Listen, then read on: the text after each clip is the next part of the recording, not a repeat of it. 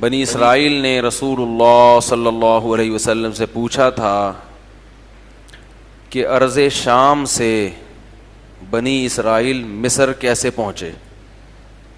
آپ کو پتہ ہے بنی اسرائیل پر مصر میں ظلم ہوا نا, جبکہ بنی اسرائیل یہ یعقوب علیہ السلام کی اولاد تھی, اور یعقوب علیہ السلام بیٹے تھے اسحاق علیہ السلام کے, اور اسحاق علیہ السلام بیٹے تھے, بولو بھائی, ابراہیم علیہ السلام کے. اور ابراہیم علیہ السلام کہاں تھے؟ شام میں, فلسطین میں, بیت المقدس کے قریب. تو سارے بڑے بڑے پیغمبر وہیں آئے, لیکن بنی اسرائیل پر ظلم کہاں سے ہوا؟ مصر میں ہوا. تو خود بنی اسرائیل نے ہی ہمارے نبی سے نبوت کا امتحان لیا کہ آپ بتائیں کہ یہ تو وہاں کے تھے, یہ ادھر کیسے آ گئے. اس پر پوری سورت نازل ہوئی, سورہ یوسف. آپ صلی اللہ علیہ وسلم کو کیا معلوم تھا؟ خود قرآن نے کہا وَإِن كُنْتَ مِن قَبْلِهِ لَمِنَ الْغَافِلِينَ. آپ ان چیزوں سے کا علم نہیں رکھتے تھے. آپ تو عرب میں پیدا ہوئے اور یہود و نصارہ مدینہ میں رہتے تھے, اور آپ صلی اللہ علیہ وسلم کا کوئی مطالعہ بھی نہیں تھا, کیونکہ آپ لکھنا پڑھنا نہیں جانتے تھے, امی تھے. امی کہتے ہیں جو لکھنا اور پڑھنا نہ جانتا ہو. اللہ نے آپ کو امی اس لیے بنایا کہ آپ پر جو کلام نازل ہوا ہے اور آپ نے جو تعلیمات دی ہیں, وہ آکسفورڈ یونیورسٹی سے پی ایچ ڈی کرنے والا بھی ایسا دین ایجاد نہیں کر سکتا. تو اگر آپ صلی اللہ علیہ وسلم اس دور میں کسی یونیورسٹی میں پڑھے ہوئے ہوتے, لکھنا پڑھنا جانتے, تو لوگ یہ کہہ سکتے تھے کہ انہوں نے اپنا بہترین دماغ استعمال کیا ہے. یہ عرب میں ایک بہت بڑے اسکالر تھے جنہوں نے ایک یہ نظریہ اور یہ تھیوری پیش کی. تو اللہ نے کیا ایسے نبی کا انتخاب کیا جو ایسی قوم میں پیدا ہوئی کہ جن میں اکثر لوگ لکھنا پڑھنا نہیں جانتے تھے, کیونکہ پھر یہ بھی ہو سکتا تھا کہ بھئی قوم کے اثرات آئے ہیں, قوم بھی جاہل, اور ایسی قوم میں پیدا کیا اللہ نے. وَمَا تَخُطُّهُ بِيَمِينِكَ, فرمایا آپ کے دائیں ہاتھ نے لکیر نہیں کھینچی. کچھ ہوتا نا الف لکھا جائے زندگی میں, کبھی یہ نہیں کیا, قلم اٹھایا ہی نہیں کبھی. جب جبریل آئے کہ اقرا پڑھیے, تو آپ نے کیا فرمایا؟ ما انا بقاری, میں پڑھنے والا نہیں ہوں, ہمیں کیا پڑھائی سے لکھائی سے, ہم تو بدو لوگ ہیں. کیسا دین دے کے چلے گئے, اور پوری دنیا کو چیلنج کر رہا ہے. آج بھی اسلام کے مقابلے میں کوئی اسلام کی ٹکر میں ٹھہرنے والا ہے ہی نہیں, کوئی ہے ہی نہیں اسلام کی ٹکر میں ٹھہرنے والا. رمضان دیکھو نا آتا ہے ایک دم ہل چلی. سارے کس کی تعلیمات ہیں جو ہم عمل کر رہے ہیں؟ محمد صلی اللہ علیہ وسلم.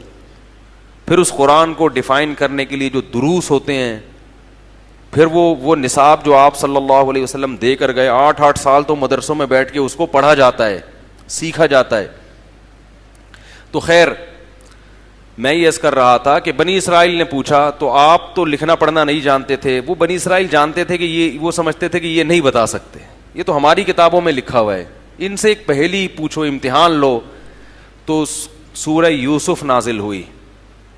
انا انزلناہ نحن نقص علیک احسن القصص بما اوحینا الیک ھذا القرآن وان کنت من قبلہ لمن الغافلین.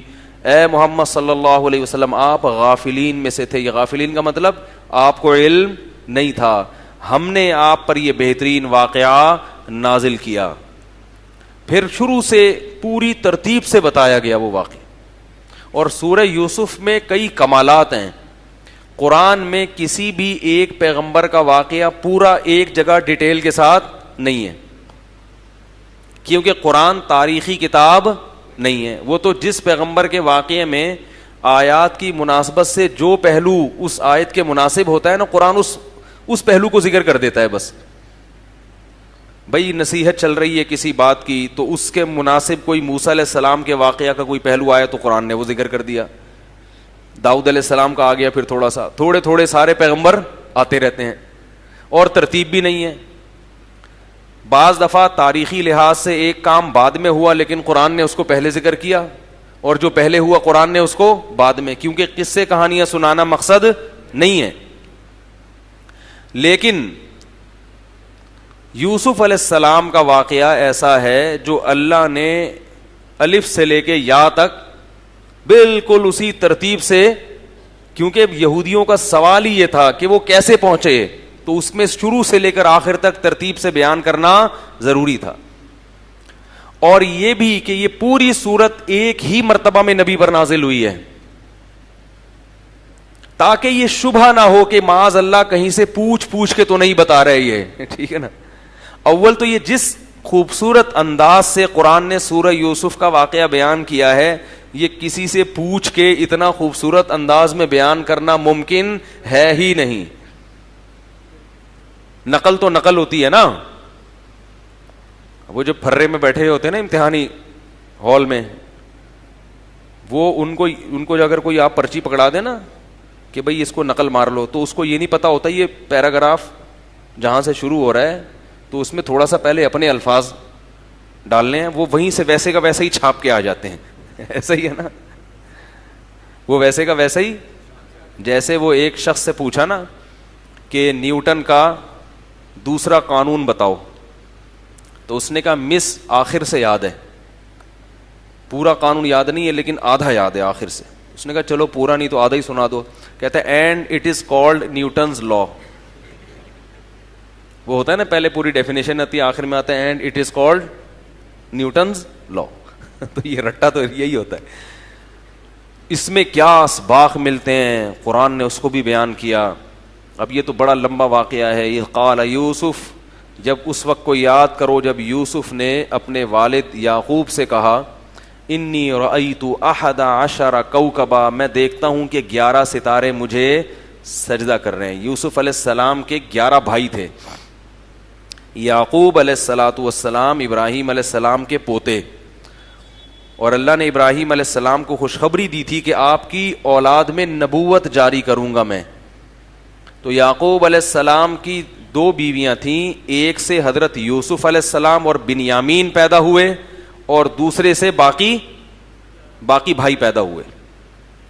تو یہ والی جو زوجہ تھیں یا تو یہ نیک زیادہ ہوں گی، ان کے بطن سے اللہ نے زیادہ نیک بچے پیدا کر دیے. تو یہ جو ان میں یوسف علیہ السلام تھے، ان کے بارے میں حضرت یعقوب کو امیدیں تھیں کہ اس بچے میں کچھ ایسی صلاحیت کے آثار لگ رہے ہیں کہ یہ میرا والی وارث بنے گا، اور اللہ نبی کس کو بنائیں گے؟ اس کو بنائیں گے. اور پھر ایک دم یوسف علیہ السلام کو بچپن میں بہت ہی اچھا خواب آ گیا کہ 11 ستارے اور سورج اور چاند مجھے سجدہ کر رہے ہیں. ادھر یعقوب علیہ السلام کے جو دوسرے بھائی تھے وہ ویسے ہی ان سوتیلے بھائیوں سے کیا کرتے تھے؟ حسد. سوتیلے نہیں تھے یہ، باپ شریک بھائی تھے. سوتیلا تو الگ سے ہوتا ہے، لیکن بہرحال بالکل ویسے نہیں تھے جیسے ماں اور باپ کا سگا رشتہ ہوتا ہے. اس پہ ایک تھوڑا سا چٹکلا بھی بتا دوں آپ کو. ایک صاحب مجھے کہنے لگے، مدینہ منورہ میں بڑے عالم تھے، وہ مجھے کہنے لگے آپ ہر وقت 4 شادیوں کی بات کرتے ہو، دیکھو یعقوب علیہ السلام نے 2 شادیاں کی تھیں تو سوتیلے پن کی وجہ سے بھائیوں نے کہاں ڈال دیا؟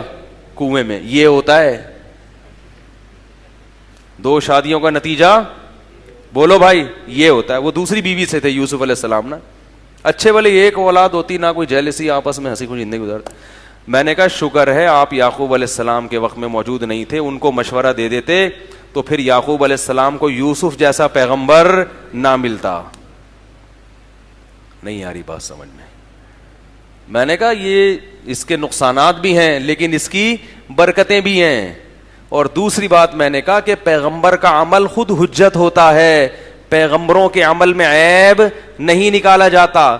اس سے پتہ چلتا ہے کہ اس دور میں بھی سوکنوں کے جھگڑے اور بچوں میں گڑبڑیں ہوتی تھیں، اس کے باوجود پیغمبر کیا کر رہے ہیں؟ 2 شادیاں. تو پیغمبر کے عمل سے تو خود دلیل پکڑی جاتی ہے، نہ کہ پیغمبروں کو سکھایا جاتا ہے کہ یہ نتیجہ نکلا وہ نتیجہ نکلا. سمجھ میں آ رہی بات؟ تو وہ کیونکہ اولاد ملتی ہے نا، بڑا فائدہ کیا ہے؟ اولاد تو ملی نا، وہ آپس میں پڈوں کا تو حل ہو گیا، لیکن اولاد کی کثرت جب ملتی ہے تو اس میں کوئی نہ کوئی ایسا اللہ کام کا نکال دیتے ہیں جو آپ کی آخرت کے لیے بیڑا پار کرنے کا سبب بن جائے. اس لیے اولاد کی کثرت مطلوب ہے. تو اچھا یہ بھی آپ کو بتاؤں, یعقوب علیہ السلام کا جب بیٹا گم گیا تھا نا, تو اس دوران امام احمد ابن حنبل فرماتے ہیں کہ یعقوب علیہ السلام نے مزید نکاح بھی کیے ہیں. پھر سمجھ رہے ہیں بات کو؟ تو انبیاء کرام, خواتین بیان سن رہی ہیں ناراض ہو جائیں گی, بس اتنا کافی ہے. وہ کہتی ہیں کیا ہر وقت لے کے بیٹھا رہتا ہے. تو یعقوب وہ جو تھے, یوسف علیہ الصلوۃ والسلام نے بتایا کہ میں نے خواب دیکھا 11 ستارے سجدہ کر رہے ہیں. تو یعقوب علیہ السلام سمجھ گئے کہ یہ خواب معمولی نہیں ہے, یہ اللہ تعالیٰ اس میرے بیٹے کو نوازنا چاہتے ہیں. اور یہ بھی بتا دیا کہ یہ خواب بھائیوں کو مت سنانا, تمہارے خلاف تدبیریں کرنا شروع کر دیں گے. اس سے پتہ چلا کہ جس سے ذرا سا بھی حسد کا اندیشہ ہو, اپنی نعمت اس کے سامنے بیان. لوگ بڑی شو بازیوں میں لگے رہتے ہیں, ابے تجھے پتا ہے میں نے یہ گاڑی خریدی, ابے تجھے پتا ہے میں نے بحریہ ٹاؤن میں پلاٹ. بھائی ہر آدمی خوش نہیں ہوگا آپ کی باتیں سن کے. بہت سے بولیں گے یار ہم بھی تو پٹیل پاڑے میں بیٹھے ہوئے اور یہ بحریہ ٹاؤن پہنچ گیا. وہ دل میں اس کے نفرتوں کے جذبات پیدا ہوتے ہیں.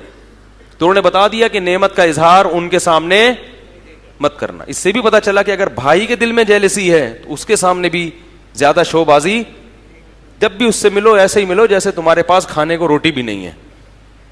سمجھ رہے ہو نا, تاکہ وہ طرز کھا کے جیب سے 50 روپے نکال کے تمہیں دے دے. ورنہ سب بھائی ایسے نہیں ہوتے. جس میں اگر حسد ہے تو پھر اس کے ساتھ ایسا مسئلہ ہے. تو اللہ تعالیٰ نے وہ کیا ہوا ہے کہ یعقوب علیہ السلام نے بتایا کہ مجھے لگتا ہے کہ اللہ جو ابراہیم علیہ السلام اور ان کی آل اولاد پہ اللہ نے نعمت کی تھی نا, وہ اللہ کس پہ کرے گا؟ تمہارے ذریعے سے مکمل کرے گا. میں نے ایک دفعہ اس موضوع پر مستقل بیان کیا ہے کہ اللہ نے جہاں بھی کسی بڑی شخصیت کو نوازا ہے نا, تو نیک اولاد دے کے نوازا ہے. اولاد کی اتنی بڑی ویلیو ہے اسلام میں, پیسے دے کے نہیں کیا, نیک کیا دی ہے؟ اولاد دی ہے. تو اولاد بہت اہم چیز ہے, اور آج کل لوگ اسی کے روکنے میں لگے ہوئے ہیں کہ نہ ہو. تو یہ آخرت میں پتہ چلے گا کتنا نقصان ہے اس کا.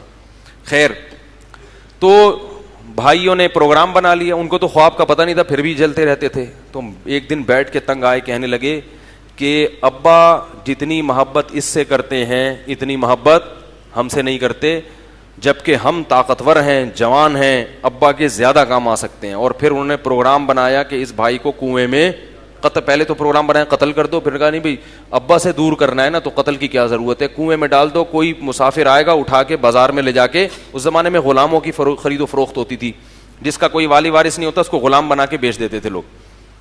تو لے جا کے کنویں میں ڈال دیا. قرآن کہتا ہے کہ ایک قافلہ گزرا پانی نکالنے کے لیے, یا بشرا ھذا غلام, بڑا خوش ہوا کہ یہ تو خوبصورت بچہ ہے. لے جا کے جلدی سے دیکھا کوئی دیکھ تو نہیں رہا, اور مصر کے بازار میں لے جا کے اس کو جلدی سے جان چھڑانے کے لیے کم پیسوں میں فروخت کر دیا, اس لیے کہ کہیں اصل مالک نہ آ جائے تو جان چھڑاؤ. مطلب فراڈی لوگ ہر دور میں ہوتے ہیں کہ بھائی کوئی دیکھ تو نہیں رہا, کسی کی گھڑی ملی ہے دیکھ تو نہیں رہا, بس پہنا دو کسی کو. تو وہ یوسف علیہ السلام اس طرح بازار میں, چھوٹے تھے اس وقت, فروخت ہوتے ہوتے کہاں پہنچے؟ بادشاہ کے دربار میں پہنچے. بادشاہ نے کہا ہم اس کو اولاد بنا لیتے ہیں, اولاد نہیں ہوگی اس کے, یا اس کو خدمت کے لیے رکھ لیں گے. وہ اس وقت چھوٹے تھے. فلما بلغ اشدہ, اللہ فرماتے ہیں جب جوانی کو پہنچے ہیں تو یوسف علیہ الصلوۃ والسلام کا جو حسن تھا نا وہ معجزہ تھا.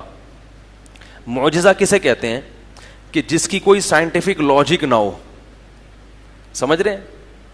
یعنی ایسا کام جو اگر آپ اس کے اسباب تلاش کریں گے تو اسباب اس کے وہ اللہ کی کلمہ کن کی قدرت سے ہوتا ہے.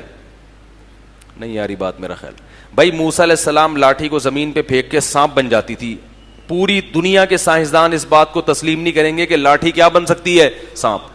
جادوگروں نے جو لاٹھی زمین پہ پھینکی تھی, قرآن کہہ رہا ہے وہ سانپ نہیں بنی تھی. یخیل الیہم, لگ ایسا رہا تھا کہ سانپ بن گئی ہے. جادوگر نظر کا دھوکہ کرتا ہے, چیزوں کی حقیقت کو تبدیل نہیں کرتا. اس پر میرا ایک مستقل بیان ہے, کیونکہ یوٹیوب پہ کلپ آنا شروع ہو جائیں گے, کمنٹس کے نہیں ہو جاتی ہے, تو پورا میرا مدلل بیان ہے کہ جادو سے کسی چیز کی حقیقت تبدیل نہیں ہوتی. اس میں ہمارے ہی بعض اکابر اس طرف گئے ہیں کہ حقیقت چینج ہوتی ہے, تو میں نے ان کے دلائل کے جوابات بھی اس بیان میں دیے ہیں, اور دوسرے ان اکابر کا حوالہ دیا کہ جو اس کو نہیں مانتے ان کے دلائل مضبوط ہیں. تو موسیٰ علیہ الصلوۃ والسلام کا جو لاٹھی کا سانپ بننا تھا اس کی کوئی لاجک, بس وہ اللہ نے بنا دیا. تبھی جادوگر فوراً ایمان بھی لے آیا کہ یہ کیسے ہو گیا بھائی, یہ تو ہو ہی نہیں سکتا. تو یوسف علیہ السلام کا جو حسن تھا وہ کوئی وجہ نہیں تھی. جیسے ہوتا ہے نا انسان کی خوراک اچھی ہوتی ہے تو پھر اس کے چہرے پہ ایک رونق آ جاتی ہے وغیرہ وغیرہ. یہ معجزہ کہتے ہیں کہ ایسا کام کرنا جس سے دنیا کیا ہو جائے, عاجز, یعنی تصور سے بالا تر. تو اللہ تعالیٰ نے آپ کو بطور معجزے کے حسن دیا تھا, ایسا حسن کہ آپ اس کا معجزہ کا تو مطلب یہی ہے کہ آپ اس کا تصور کر ہی نہیں سکتے, اس کو ڈیفائن نہیں کر سکتے آپ. کتنا زیادہ حسن تھا, ہمارے نبی صلی اللہ علیہ وسلم نے اس کو سمجھایا ہے. فرمایا کہ جب میں معراج میں یوسف علیہ السلام سے ملا تو میں نے دیکھا کہ اس کائنات میں اللہ نے جتنا حسن تقسیم کیا ہے نا انسانوں میں, ان میں سے آدھا اکیلے یوسف علیہ السلام کو ملا ہے. یعنی جتنے حسین مرد اور عورتیں دنیا میں گھوم رہے ہیں نا, یہ اس آدھے کو تقسیم ہو کے یہ ناکیں اور آنکھیں اور پلکیں لگی ہوئی ہیں جا کے. سمجھ میں نہیں آ رہی بات. اس پہ یہ اس تقسیم ہونے کے بعد کتنے کروڑوں ارب حصے ہوئے ہوں گے نا اس حسن کے. تو ذرہ ذرہ آیا ہے لوگوں کے حصے میں جس پر وہ اتنا اتراتے پھرتے ہیں. کوئی فلم کا ہیرو بن گیا, کوئی ہیروئن بن گئی, کوئی کہہ رہا ہے مجھے بھی ماڈلنگ کے لیے رکھو, کوئی کہہ رہا ہے کہ مجھے جناب, وہ ہر آدمی کا اپنا ایک وہ ہے کہ وہ اپنی ماڈلنگ کر رہا ہے, کوئی پوز بنا رہا ہے, کوئی بنیان اتار کے گھوم رہا ہے. ٹھیک ہے نا, بس نہیں چل رہا کہ شلوار اتار کے گھومے ان لوگوں کا. تو ایسے پاگل ہو جاتے ہیں جن کو تھوڑی سی وہ مل جائے نا, کوئی تھوڑی سی. تو یہ سب اس آدھے حسن کو جو تقسیم کر کے اللہ نے دیا نا, اس میں سے کیا ہے کروڑواں حصہ. یوسف علیہ السلام کو اکیلا کیا ملا, آدھا اللہ نے یوسف علیہ. معجزہ تھا کہ دیکھو یہ خود سے نہیں ہو سکتا, یہ انسانوں کے بس کی بات نہیں ہے, یہ اللہ کی طرف سے کیا ہے, سلیکشن ہے. اب ظاہر اتنے خوبصورت کڑی الجوان, جب جوانی کی دہلیز پہ قدم رکھا تو قرآن میں آتا ہے کہ جو بادشاہ کی بیوی تھی وہ ان کے اوپر عاشق ہو گئی اور دروازے بند کر کے برائی کی دعوت دی. پیغمبروں میں 40 مردوں کے برابر قوت ہوتی ہے, کوئی بھی پیغمبر کمزور, اور ابھی جوان ہوئے ہیں. تو آپ سوچیں کہ یوسف, اور بادشاہوں کی بیویاں اکثر خوبصورت ہوتی ہیں. بادشاہ لوگ کبھی بصورت عورت سے نکاح, یعنی قوم کی بہت ہی خوبصورت ترین عورتوں سے نکاح کرتے ہیں وہ. تو قرآن کے الفاظ دیکھو جو قرآن بتا رہا ہے, وَلَقَدْ هَمَّتْ بِهِ وَهَمَّ بِهَا. فرمایا دل میں خواہش یوسف کے بھی پیدا ہوئی اور اس کے تو تھی. تو اب سوچیں کہ اتنی قوت, ایسے جذبات, اور چاروں طرف سے دروازے بند, کوئی روک ٹوک کرنے والا نہیں. اور یہ بھی ڈر ہے کہ اگر بھاگے تو الٹی تہمت لگا کے رسوا کر دے گی. ایسی شدید آزمائش میں یوسف علیہ السلام کو جب اس نے گناہ کی طرف بلایا ہے تو کیا کہتے ہیں, معاذ اللہ, اللہ کی پناہ, انہ ربی احسن مثوایا, وہ میرا رب ہے, کنویں سے نکال کے اس نے مجھے محل میں ٹھکانہ دے دیا. انہ لا یفلح الظالمون, ایسے ظالموں کو کامیابی نہیں ملتی. کیسے جرم کر لوں میں. دیکھو یہ بھی تو کہہ سکتے تھے کہ ڈلوایا بھی میرے رب نے کنویں میں ہے بھائی, اور میں تو مسافر ہوں, میں نے تو بڑی ٹینشن میں زندگی گزاری. جب گناہ کرنا چاہتا ہے نا انسان, شیطان اس کو 100 راستے دکھا دیتا ہے. آج لوگ یہی سوچ سوچ کے شرابیں بھی پی رہے ہیں اور زنا بھی کر رہے ہیں کہ مجبور ہیں, ڈپریشن ہے, ایکچولی آج کل نیند نہیں آتی, ایکچولی ٹینشن اتنی ہو گئی ہیں, یہ ہو گیا ہے, شادیاں مشکل ہو گئی ہیں, تو زنا کی طرف جاتے ہیں. اللہ نے اس واقعے میں بتا دیا کہ اگر کوئی گنجائش ہوتی تو سب سے پہلے کس کے لیے ہوتی, یوسف علیہ السلام کے لیے. ان کو تو نکاح کا بھی دور دور تک امکان نہیں تھا نا, اجنبی ملکوں میں کون رشتہ دیتا ہے. لیکن کیا کہہ رہے ہیں, انہ ربی احسن مثوائے, وہ میرا رب ہے جس نے مجھے اچھا ٹھکانہ دیا. اللہ کی پناہ, اور جتنا اپنے اختیار میں تھا کہ یہاں سے میں بھاگوں, وہاں سے بھاگنا شروع کر دیا. اب دروازے بند ہیں, بھاگنے کا فائدہ نہیں ہے, لیکن پھر بھی بھاگ رہے ہیں. یہ اللہ تعالیٰ تاریخی واقعہ نہیں بتا رہے, یہ بتا رہے ہیں کہ زنا معمولی جرم بولو بھائی نہیں ہے. اور یہ بھی بتا رہے ہیں کہ یوسف علیہ السلام جوان تھے, دل ہر ایک کا کرتا ہے برائی کرنے کا. بعض لوگ کہتے ہیں نا دل اتنا چاہ رہا تھا تو برائی کر لی. بھائی دل اگر چاہنا ختم ہو جائے گا تو پھر ثواب نہیں ملے گا. مرد ہے تو دل تو چاہے گا, دل کی خواہشات پہ کیا رکھنا ہے, اللہ کے لیے پاؤں, تبھی اللہ پھر نوازیں گے اس کو. میں اکثر بیان میں ایک بات کہتا ہوں نا کہ جس کو زنا کا موقع ملا, میں نے کئی واقعات سنا ہے اس پر, ابھی میں ریپیٹ نہیں کروں گا, جس کو زنا کا موقع ملا نا اور وہ بھاگ گیا, اس کو اللہ نے دنیا میں بھی بہت نوازا ہے, آخرت میں تو اللہ بہت ہی نوازیں گے. حدیث میں آتا ہے اب خاص لاکھوں کروڑوں لوگوں میں سے اس کو بلا کے اپنے عرش کے سائے میں جگہ دیں گے کہ یہ وہ نوجوان ہے جس کو موقع ملا تھا, کوئی روک ٹوک کرنے والا نہیں تھا, مگر میرے خوف کی وجہ سے یہ اس برائی سے رک گیا. اور اگر کر لیا یہ جرم تو زنا کی 2 سزائیں ملتی ہیں, ایک تو جہنم کی آگ, اور اگر اسلامی حکومت ہو تو چوک پہ کھڑا کر کے کوڑے. وہ والی سزا تو آج کل شارٹ ہے مارکیٹ سے, ٹھیک ہے نا, بلکہ اور عزت بڑھ جاتی ہے کہ بڑے لبرل سے آدمی ہے یہ. پہلی سزا کیا ہے؟ جہنم کی آگ. اور دوسری, دنیا میں اللہ اس کا سکون چھین لیتے ہیں, اس کو گھر بار اور بیوی بچوں کی جو فطری لذت ہے, گھر کی جو فطری لذت ہے, گھر بار آدمی کو فیملی میں بڑا مزہ آتا ہے, یہ لذت اور یہ نعمت اللہ اس سے چھین لے. ایک خاتون کا میرے پاس بہت فون آتا ہے, پریشان ہے, کسی باہر ملک میں رہتی ہے, میرا شوہر زنا میں لگ گیا, میں کیا کروں, یہ بہت پریشان. میں نے کہا کرنے دو, تھوڑے دن گزریں گے, جب بڈھا ہوگا نا تو خود ہی اس کو اللہ دنیا میں کیا دے دیں گے, عذاب. یہ ساری حسینائیں بھاگ جائیں گی, ایسا تڑپے گا نا, کیونکہ اس نے اپنی جوانی کو ان گندگیوں میں ڈال دیا, تو اللہ اس کو جو ایک بچوں کے دل سے عظمت نکل جائے گی. جیسے بوڑھے باپ کا بچے احترام کرتے ہیں اور بوڑھے باپ کا جو ہے نا خیال کرتے ہیں, بیوی کے دل سے بھی عظمت ختم. تو میں نے کہا سب سزا دنیا میں ہی مل جائے گی. تو یوسف علیہ السلام بھاگے, دروازہ, وہ بادشاہ نے کہیں جا کے دروازہ کھولا ہوگا اور یہ نکلے باہر. تو بجائے اس کے کہ یوسف علیہ السلام کوئی آگے سے بات کرتے, بادشاہ کی بیوی نے کہا, ایسی گھنی بن گئی, گھنی نہیں ہوتی ایسی شریف, یہ نہیں کہا کہ بھائی دیکھیں ایکچولی ایسا نہیں تھا کہ یہ میرے ساتھ برائی کر رہے تھے, میں نہیں کر رہی تھی, بلکہ کیا کہتی ہے, ما جزاء من اراد باہلک سوءا, بادشاہ سلامت میرے شوہر نامدار بتائیں کہ اگر آپ کی بیوی کی طرف کوئی غلط دست درازی کرے تو اس کی سزا کیا ہونی چاہیے. اسٹائل دیکھ رہے ہیں آپ زلیخا کا, یعنی ایسا گھنی بن کے پی گئی نا وہ واقعہ. بھائی پہلے الزام لگاؤ, اس کے بعد بات کرو نا آگے. اس کو کہتے ہیں 1.5 ہوشیاری, کہ اس طریقے سے بات کرو کہ سامنے والا 100% مجھے سچا سمجھے, اور وہ اس بحث میں پڑے ہی نہیں کہ غلطی کس کی تھی, وہ اس میں سوچے کہ ان کی سزا کیا ہونی چاہیے, اس میں ڈال دو اس کو. ما جزاء, کہنے لگی کہ آپ کے بیوی کی طرف کوئی شخص اگر بری نیت سے دیکھے تو بتائیں اس کی سزا کیا ہونی چاہیے. یوسف علیہ السلام فوراً بول اٹھے, ہی راودتنی عن نفسی, یہ جھوٹ بول رہی ہے, اس نے مجھے ورغلانے کی کوشش کی ہے. اور بادشاہ کی بھی بے عزتی تھی اس میں کہ وہ اپنی بیوی کو برا سمجھے. اللہ تعالیٰ نے یوسف علیہ السلام کی برات کا اعلان ایسے کیا کہ وہ بھاگتے ہوئے, وہ اس نے کرتا پکڑنے کی کوشش کی تو وہ پیچھے سے پھٹ گیا کرتا. تو وہیں کہ کسی نے کہا کہ بھئی یہ کرتا پیچھے سے پھٹنا اس کی علامت ہے کہ شرارت کس کی ہے. تو بادشاہ کو اپنی بے عزتی کا بڑا خطرہ ہوتا ہے. بادشاہ لوگ اپنی بیویوں کو ایسے سزا نہیں دے سکتے, کیونکہ سزا دیں گے تو لوگ بولیں گے اچھا اس کا مطلب ہے نہ طلاق دے سکتا ہے نہ سزا دے سکتا ہے. طلاق دے گا تو لوگ بولیں گے کہ یار یہ یہی غلطی تھی. تو بادشاہ ہو گیا, اس کی بیوی جناب ایسی حرکتیں کر رہی ہے, بہت بدنامی ہوتی ہے. تو سیاست سے کام لیا بادشاہ نے کہا مٹی پاؤ. بادشاہ نے کیا کیا, جو ہوا سو ہوا, مٹی پاؤ, بات نکلنے نہ پائے کہیں سے. یوسف اعرض عن ھذا, اے یوسف جان دے. اعرض عن ھذا کا مطلب کیا ہے, اور رہن دے, جان دے, مٹی پاؤ, ہو گئی غلطی ہو گئی یار, ٹھیک. واستغفری لذنبک, اور اپنی بیوی سے کہہ رہا ہے تو بھی توبہ استغفار کر. دیکھو کتنے آرام سے بات کر رہا ہے.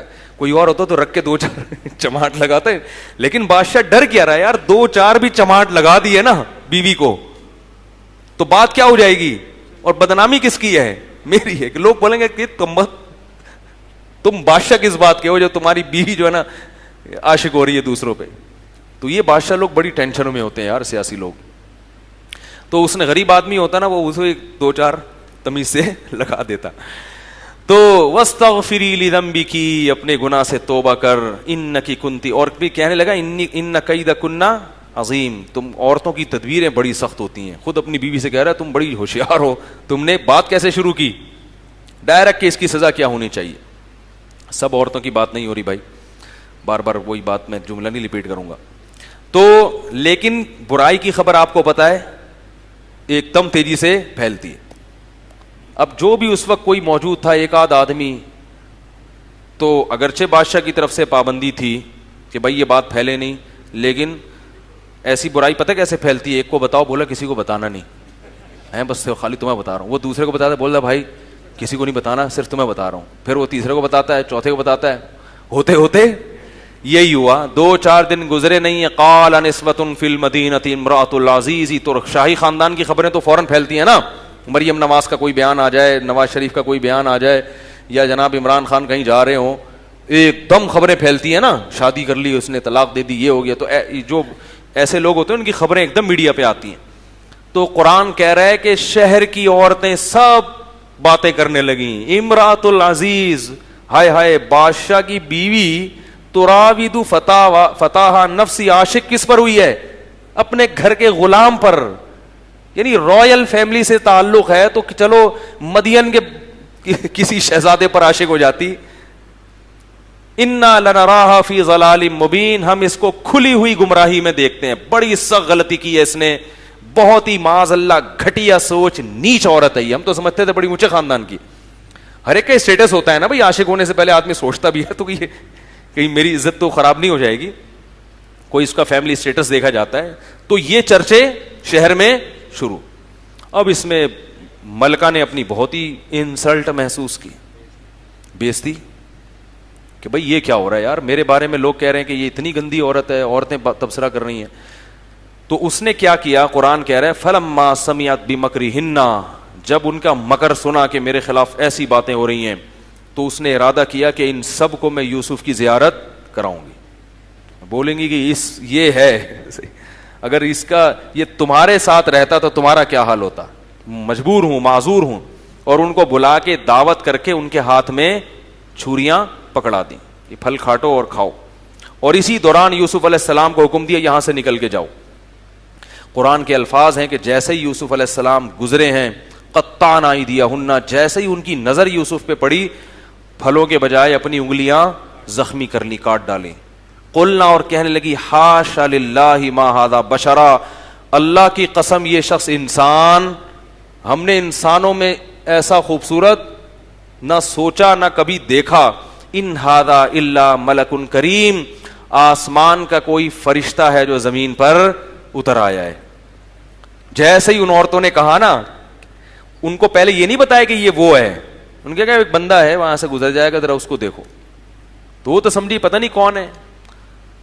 تو فوراً بادشاہ کی بیوی نے کہا ذالکن الذی لمتننی فی, یہ ہے وہ جس کے بارے میں تم مجھے ملامت کر رہی تھی, یہ ہے وہ. اور پھر اس نے برائی کا اظہار کیا کہ وَلَقَدْ رَاوَدتُّهُ عَن نَفْسِهِ فَاسْتَعْصَمَ, یہ بچ نکلا ہے, اور اب میں بمانگے دہل اعلان کروں گی کہ اپنے عشق کا جو اس نے نا سب کے سامنے اظہار کیا عورتوں سے, کہ اب مجھے اس سے عشق کے اظہار میں کوئی عیب, کوئی بے عزتی کا خطرہ نہیں ہے.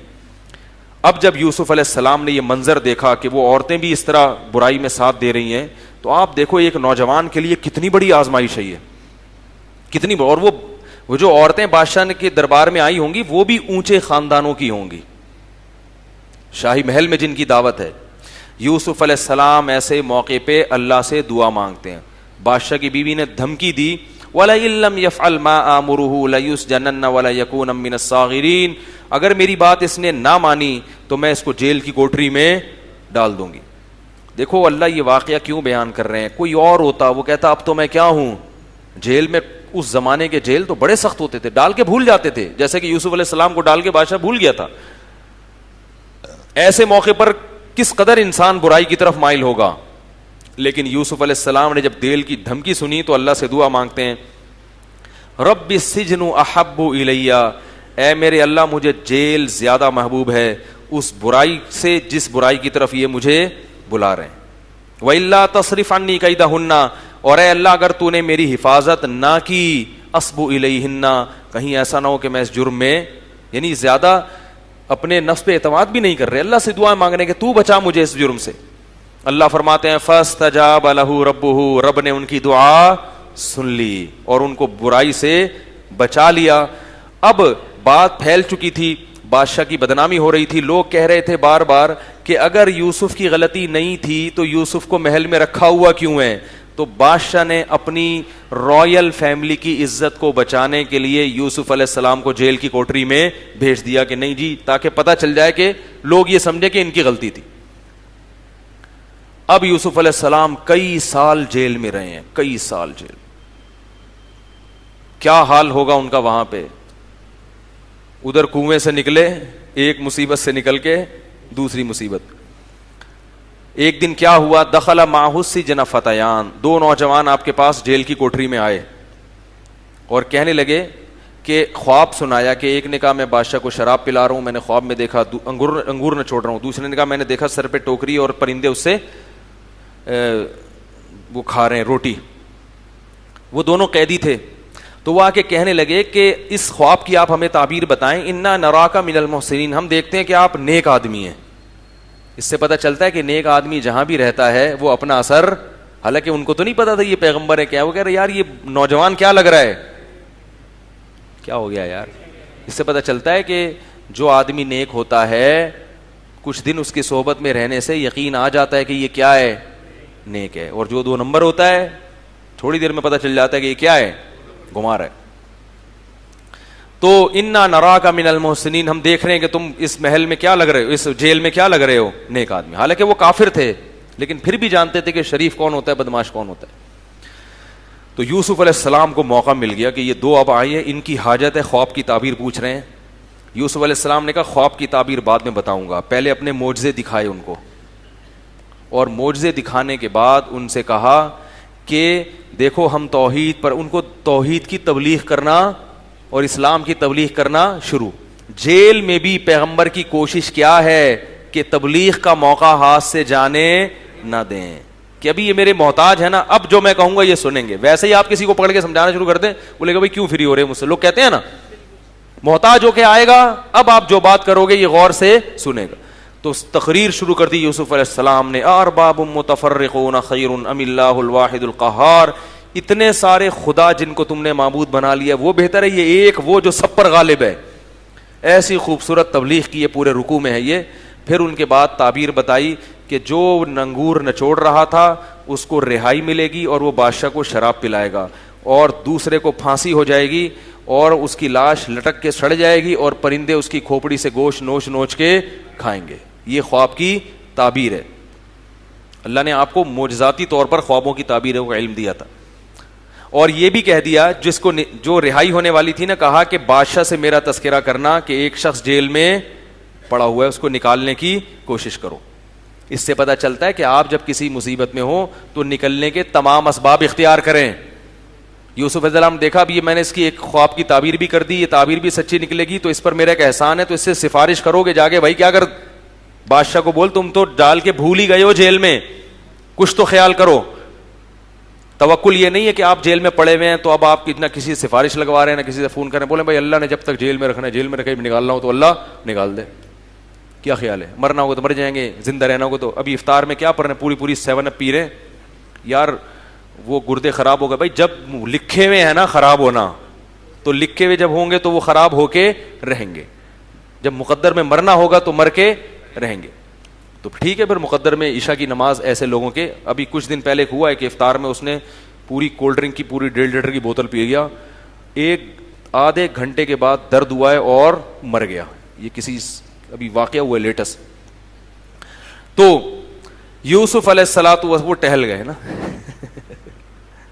وہ کیا کیا انہوں نے، چلے گئے اس دار فانی سے ہمیشہ کے لیے. سمجھا کے تھک رہے ہیں، بیانات بھی کر رہے ہیں بھائی نہیں کرو یہ کام، روزہ ان چیزوں سے افطار مت کرو. تو یوسف علیہ السلام نے اس کو بتایا کہ جا کے بادشاہ کے سامنے میرا تذکرہ کرنا. قرآن کہتا ہے وہ کم بخت تذکرہ کرنا بھول گئے، کیونکہ جب کام ہو جاتا ہے نا انسان کا پھر وہ، یہ انسان کی فطرت ہے، کام ہو گیا تو اب کون جیل میں تو نکل گیا نا، مجھے کیا پڑی، بھول گیا.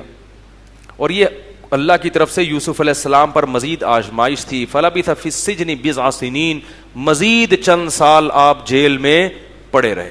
کوئی امید نہیں ہے نکلنے کی، جو ایک امید تھی وہ بھی ختم. لیکن اللہ کیسے ناکامی کے نقشوں میں کامیابی کے اسباب یہ اللہ بتاتے ہیں کہ نیک لوگوں کے لیے جو اللہ کے دین پہ چلتے ہیں ان کے ظاہری ناکامیوں کو مت دیکھو. والعاقبۃ للمتقین، انجام ہمیشہ انہی کا اچھا ہوگا. پریشان مت ہو، انجام ان کا اچھا ہوگا. تو بادشاہ صاحب کو ایک دن خواب آیا, اٹھے وہ, کہنے لگے, اپنے درباریوں کو جمع کیا. وہ بھی کوئی عجیب سا خواب آتا ہے تو تعبیر پوچھتے تھے, یہ نہیں کہ ہر وقت فون کر کر کے فالتو سانس آ رہی ہیں, آج مجھے خواب میں سانپ آیا, بچھو آیا. ان خوابوں کو وہ بھی لفٹ نہیں کراتے تھے. نند آ گئی, جٹھانی نے ایسا بول دیا خواب میں, اس کی تعبیر کیا ہے, تو ان خوابوں کو وہ بھی لفٹ نہیں کراتے تھے. تو خواب آیا کہ انی ارا سبع بقرات سمان. لوگوں کو جمع کیا, بادشاہ حیران ہوا نا, اس کو یہ اندازہ ہوا کہ یہ ایسے ہی خامخواہ کا خواب نہیں ہے, کوئی اس کی تعبیر ہوگی. جب بہت عجیب سا خواب آتا ہے نا, انسان کو خود احساس ہو جاتا ہے. تو اس نے درباریوں کو جمع کیا اور کہا کہ میں نے دیکھا کہ 7 دبلی گائیں 7 موٹی موٹی گایوں کو کھا رہی ہیں, اور 7 باریک کونپلیں خشک وہ 7 ہری کونپلوں کو کھا رہی ہیں. اور ان کنتم للرؤیا تعبرون, اگر تم بتاؤ کچھ تعبیریں جانتے ہو تو بتاؤ اس کا کیا مطلب ہے. انہوں نے کہا یہ ساڑی عقلچ, ان کو کیا 7 موٹی گائیں. تو انہوں نے پتہ ہے کیا کہا, جو چیز انسان کو آتی نہیں ہے نا, وہ کبھی یہ نہیں کہے گا مجھے نہیں پتا, بلکہ وہ فنٹر بننے کی کوشش کرے گا. اپنی جہالت کا اعتراف کر لینا یہ آدھا علم ہے. اگر آپ کو کوئی چیز نہیں آتی آپ بول دیں مجھے نہیں پتا, لیکن یہ ہمیشہ سے دستور رہا ہے کہ جو چیز نہیں آتی تو یہ نہیں کہنا مجھے نہیں پتا. لہذا انہوں نے بھی نہیں کہا ہمیں نہیں پتا, بلکہ کیا کہا, اضغاث احلام, پراگندہ خیالات ہیں. اصل میں ایکچولی آپ سارا دن پی ٹی آئی کے خلاف تقریریں کرتے ہیں, ٹھیک ہے نا, ادھر کبھی ادھر ایک کا بیان آ رہا ہوتا ہے, کبھی فلانا کا, کبھی جمعیت کے بارے میں آپ کو بریفنگ دینی ہوتی ہے, مختلف قسم کی تقریریں چل رہی ہوتی ہیں. تو وہ رات کو جب آپ سوئے ہیں تو وہی الٹے پلٹے گائیں, موٹی پتلی دبلی, اس طرح کی چیزیں خواب میں آ رہی ہیں.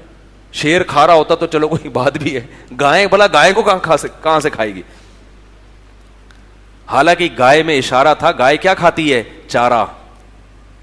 گائے کیا کھاتی ہے, چارہ. تو اس میں کچھ اشارے تھے اس طرف کہ پیداوار کا مسئلہ کھڑا ہونے والا ہے. 7 کچھ ایسی چیزیں ہیں جو چارہ کیا کر دیں گی, کھا کے, کیونکہ جانور کا ہرا بھرا ہونا یہ اس کی علامت ہے کہ بارشیں برس رہی ہیں. نہیں یاری بات سمجھ, مجھے نہیں, میں نے کہیں کتاب میں نہیں پڑھا, میرا ایک ذوق کہتا ہے کہ بھئی یہ شاید اس لحاظ سے یہ تعبیر بنتی ہو. جب بارشیں نہیں ہوتی نا, جانور کیا ہو جاتے ہیں, پہلے زمانے میں کھڑا کر کے تھوڑی باندھتے تھے جانوروں کو, تو بارشیں ہوتی تھی تو چرتے تھے وہ. تو یہ اس طرف اشارے مل رہے تھے. تو انہوں نے کہا اضغاث و احلام, اصل میں پراگندہ خیالات ہیں الٹے پلٹے, اس اور وما نحن بتاویل الاحلام بعالمین, اور اس قسم کے جو الٹے پلٹے خواب ہیں نا, ہمیں ان کی تعبیریں, ہمیں کوئی اچھا خواب ہو تو اس کی تعبیر ہم بتائیں گے آپ کو. لیکن جب یہ بات چلی ہے تو وہ بادشاہ کو جو شراب پلاتا تھا نا, اس کو ایک دم یاد آ گیا, اس نالائق کو یاد آ گیا کہ یار میری بھی خواب کی ایک بندے نے تعبیر بتائی تھی جو بالکل ویسی نکلی تھی. تو فوراً بادشاہ سے کہنے لگا مجھے بھیجو, ایک شخص ہے جو خوابوں کی تعبیر بتاتا ہے لیکن وہ جیل کے اندر ہے. بادشاہ نے کہا جا بھائی. جیسے ہی وہ آیا ہے, اب کیسے تمیز سے, یوسف ایھا الصدیق, یوسف اے میرے دوست. ابھی تک تو بھول گیا تھا, اب دوبارہ مطلب پڑا ہے تو القابات بھی لگ رہے, اے میرے دوست, افتینا فی 7 بقرات سمان, ذرا فتوا تو دو. افتینا کا معنی ہوتا ہے فتوا دینا, یعنی بتاؤ کہ 7 موٹی موٹی گائیں ہیں, 7 پتلی گائیں موٹی گایوں کو کھا رہی ہیں, اور 7 ایسے خوشے جو ہیں وہ 7 سبز خوشوں کو کھا رہے ہیں, جلدی سے بتاؤ, میں جا کے بادشاہ کو بتاؤں گا. یوسف علیہ السلام نے فوراً تعبیر بتائی, تزرعون 7 سنین دأبا, 7 سال تم اپنی فصل کو اگاؤ گے, اور اس میں سے تم نے کیا کرنا ہے, اسٹور کرنا ہے, کیونکہ اس کے بعد اگلے 7 سال قحط پڑے گا. یاکلن ما قدمتم لہن, اور یہ اگلے 7 سال وہ پچھلے 7 سال کا جتنی اسٹوریج تھی نا وہ سب کو کیا کر جائیں گے, ہڑپ کر جائیں گے. لہذا پہلے 7 سال اگر تم نے جمع کر کے نہ رکھا تو اگلے 7 سال قحط سے ہلاک ہو جاؤ گے, تو جمع کر کے رکھو اس کو. پھر 7 سال کے بعد قحط ختم ہوگا. ثم یاتی من بعد ذلک عام فیہ یغاث الناس وفیہ یعصرون, پھر بارشیں برسیں گی اور لوگ پھلوں کو نچوڑ نچوڑ کے ان کے رس پیئیں گے. بادشاہ نے جب یہ تعبیر سنی تو بڑا حیران ہوا, کیونکہ وہ ملک کو تباہی سے بچا لیا نا انہوں نے. بادشاہ نے کہا ایتونی بھی, اس کو لے کر آؤ, یوسف کو کیا کرو, لے کر آؤ. اب کئی سال جیل میں پڑے ہوئے ہیں, جیسے ہی نمائندہ آیا تو فوراً چلے جانا چاہیے تھا، لیکن فرمایا نہیں، اسألہ، بادشاہ سے پہلے جا کے کہو کہ ان عورتوں کو جمع کر کے پوچھے کہ غلطی کس کی تھی، کیونکہ اب ان کو اندازہ ہو گیا کہ بادشاہ کو میری ضرورت ہے، اب میں اپنی ضرورت سے فائدہ اٹھا کے اپنی، کوئی پیسے نہیں مانگ رہے، انبیاء کو پیسوں کا خیال نہیں ہوتا، انبیاء اپنی عزت پہ آنچ نہیں آنے دیتے، کیونکہ نبی پر کی عزت پہ آنچ آئے گی تو اس سے وہ جو دعوت کا کام کر رہے ہیں وہ کام کیا ہو جائے گا؟ متاثر، لوگ کہیں گے یہ تو ان پر تو الزام لگائے، تو فوراً کہا کہ ما بال النسوۃ اللاتی قطعن ایدیہن، جن عورتوں نے اپنے ہاتھ کاٹے تھے ذرا ان سے جا کے پوچھو۔ تو بادشاہ کی بیوی نے کھلے عام اعلان کیا سب کو، یعنی اصل تھا کہ سب کو اعلان کروا دینا اپنی پاک دامنی کا، تو اس نے اعلان کر دیا کہ ہیا انا راودتہ عن نفسی الان حصحص الحق، کہ حق بالکل واضح ہو چکا ہے، میری غلطی تھی اور ہم نے اس کو نیک اور صالح پایا ہے، ما علمنا علیہ من سوء، ہم نے اس نوجوان میں کوئی برائی نہیں پائی۔ ایک بات خوب یاد رکھو، پیغمبروں کی تو براءت کا اللہ اعلان کروا دیتے ہیں، پیغمبر کے علاوہ کوئی بھی ایسی شخصیت نہیں ہے جس پر الزام لگے تو اللہ اس کی براءت لازمی اعلان کروائیں، اس لیے کبھی جھوٹا الزام بھی لگ جاتا ہے اور اس کی براءت کا کوئی انتظام نہیں ہوتا، لوگ خام خامے لوگوں سے کیا ہو جاتے ہیں؟ بدگمان۔ یہ ضروری نہیں ہے کہ جس نیک آدمی پر بھی تہمت لگے تو اللہ اس کی صفائی کا انتظام کرے، کیونکہ اصل بدلہ اللہ نے کہاں رکھا ہے؟ آخرت۔ پیغمبروں کا اللہ انتظام کرتے ہیں کیونکہ پیغمبر کی ذمہ داری کس نے لی ہے؟ اللہ نے۔ یہ میں اس لیے کہہ رہا ہوں کہ آج بعض شرارتی عورتیں بہت نیک لوگوں کو نا جالوں میں گھیر کے کیا کر دیتی ہیں؟ رسوا کر دیتی ہیں، اس کی عزت کا جنازہ نکال دیتی، ایسا اس کو گھیر دیتی ہیں، اور وہ عبرت کا کیا بن جاتا ہے؟ نشان۔ پھر لوگ یہ کہتے ہیں کہ اگر یہ سچا ہے تو اللہ اس کی سچائی کو اعلان کیوں نہیں کر رہا؟ تو بھائی اللہ نے کب کہا ہے؟ دنیا میں ظلم ہوگا، کبھی اس ظلم کی سزا دنیا میں ملتی ہے اور بسا اوقات نہیں ملتی، آخرت میں ملے گی، اور بعض دفعہ صحیح الزام بھی لگتا ہے۔ یہ مطلب نہیں ہوتا کہ سارے غلطی لگ رہے ہیں، لیکن یہ بہت حساس معاملہ ہوتا ہے کہ محض پروپیگنڈے سے متاثر ہو کر کبھی بھی کسی سے بدگمان نہیں ہونا چاہیے، اور اس کا ایک اصول ہے کہ کسی کی ذاتیات میں پڑھنے کی ضرورت ہی نہیں ہے، الزام لگا بھی ہے تو آپ کو تحقیق کرنے کی ضرورت ہی نہیں ہے، آپ بولو بھائی اس کا اور اللہ کا معاملہ ہے، کیا خیال ہے؟ وہ پیغمبر تھوڑی ہے، غلطی ہو بھی گئی تو توبہ کا دروازہ کھلا ہوا ہے، سب کے لیے کھلا ہوا ہے۔ اس لیے میں ایک بات کہتا ہوں کہ لوگ جو کہتے ہیں نا توبہ کا دروازہ کھلا ہوا ہے، تو یاد رکھو یہ مولویوں کے لیے بھی کھلا ہوا ہے، یہ جیسے عام لوگوں کے لیے کھلا ہوا ہے تو مولویوں کے لیے بھی، اگر کسی مولوی سے غلطی ہو جائے تو اس کی عزت کا جنازہ مت نکالا کرو، اول تو بسا اوقات پروپیگنڈا ہوتا ہے، اور اگر ہو بھی گئی تو شریعت ہمیں کیا کہتی ہے؟ چاہے مولوی ہو یا ڈاکٹر ہو یا انجینئر ہو یا کوئی بھی ہو، تو اس کی غلطی پہ کیا کرو؟ پردہ ڈالو، اس کو ذلیل اور بدنام کرنے کی کوشش مت کرو، کیونکہ حدیث میں آتا ہے کہ اپنی کسی شخص کی برائی کو دیکھ کے خوش مت ہو، ایسا نہ ہو اللہ اسے بچا لے اور اس جرم میں تمہیں مبتلا کر دے۔ جو لوگوں کی عزتوں کو اچھالتا ہے نا، اکثر اسی جرم میں اللہ اس کو مبتلا کروا دیتے ہیں شیطان کے ذریعے۔ تو خیر، یوسف علیہ السلام نے اعلان کروایا، آگے یوسف علیہ السلام چونکہ اپنی برات کا اعلان کر رہے ہیں تو اس میں ایک تھوڑا سا نا شائبہ ہے کہ ہم بہت نیک ہیں، ہم سے تو غلطی ہو ہی نہیں سکتی، تو آگے کہہ رہے ہیں کہ وما ابرئ نفسی، میں اپنے نفس کو کبھی بری قرار نہیں دیتا، ان النفس لامارۃ بالسوء، نفس کا تو کام ہی گناہوں کی طرف لے کے جانا ہے، الا ما رحم ربی، ہاں جس پر میرے رب نے رحم کیا، تو میرے رب کی رحمت ہے جو مجھے اس نے بچا لیا، اگر وہ نہ بچاتا تو ہم بھی گناہ میں، کیونکہ بار بار جب انسان صفائی پیش کرتا ہے نا تو اس میں یہ احساس پیدا ہوتا ہے کہ گویا ہم تو بہت ہی نیٹ کلین ہیں، تکبر پیدا ہو جاتا ہے، نہیں یاری بات میرا خیال ہے۔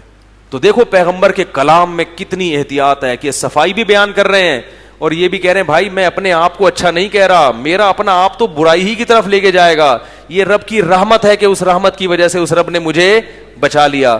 تو پھر صفائی اتنی کیوں بیان کر رہے ہیں؟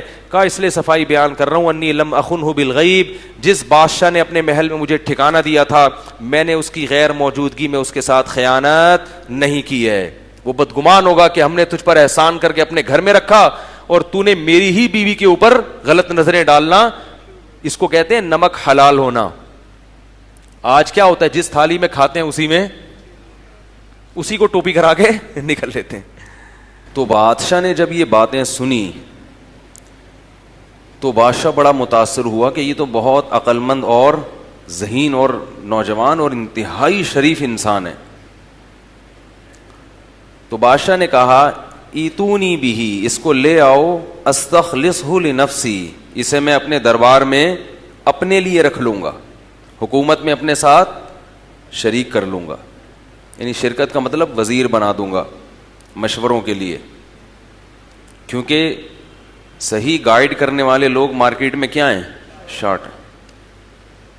الٹے آپ کو مشورے دینے والا مارکیٹ میں ہول سیل کے حساب سے ملیں گے، جو آپ کی زندگی کو برباد کر دیں گے. کوئی کیا کہہ رہا ہے، کوئی کیا کہہ رہا ہے. تو بادشاہوں کو بھی ضرورت ہوتی ہے کہ کوئی انہیں صحیح گائیڈ کرے. لوگ کہتے ہیں نا فلاں کو، فلاں سیاسی لیڈر کو فلاں نے مروا دیا، فلاں کو فلاں نے مروا دیا مشورے دے دے کے. تو یہ ہوتا ہے. تو جب حضرت یوسف علیہ السلام کو بلایا گیا، حضرت یوسف علیہ السلام کو وزارت دینے کا اس نے ارادہ کیا، تو یوسف علیہ السلام نے کہا اجعلنی علی خزائن الارض، مجھے زمین کے خزانوں کا نگران بنا دو، یعنی وزیر خزانہ بنا دو. کیوں؟ انی حفیظ علیم. جو بھی وزیر خزانہ ہوتا ہے نا، اس میں دو کوالٹیز کا ہونا ضروری ہے. ایک خود امانت دار ہو، ورنہ خزانے خود ہی کھائے گا. جیسے ہمارے وزرائے خزانہ، جو ابھی والے کی بات نہیں کر رہا، ابھی والے تو کیونکہ ابھی وہ ہیں نا، ابھی ان کے خلاف کیسے بول سکتے ہیں. جو گزر گئے ان کی بات کر رہا ہوں، اور جو آئندہ آئیں گے، اور جب آئیں گے تو پھر وہ بھی نیک لوگوں کی فہرست میں شامل ہوں گے. تو حفیظ کیا مطلب؟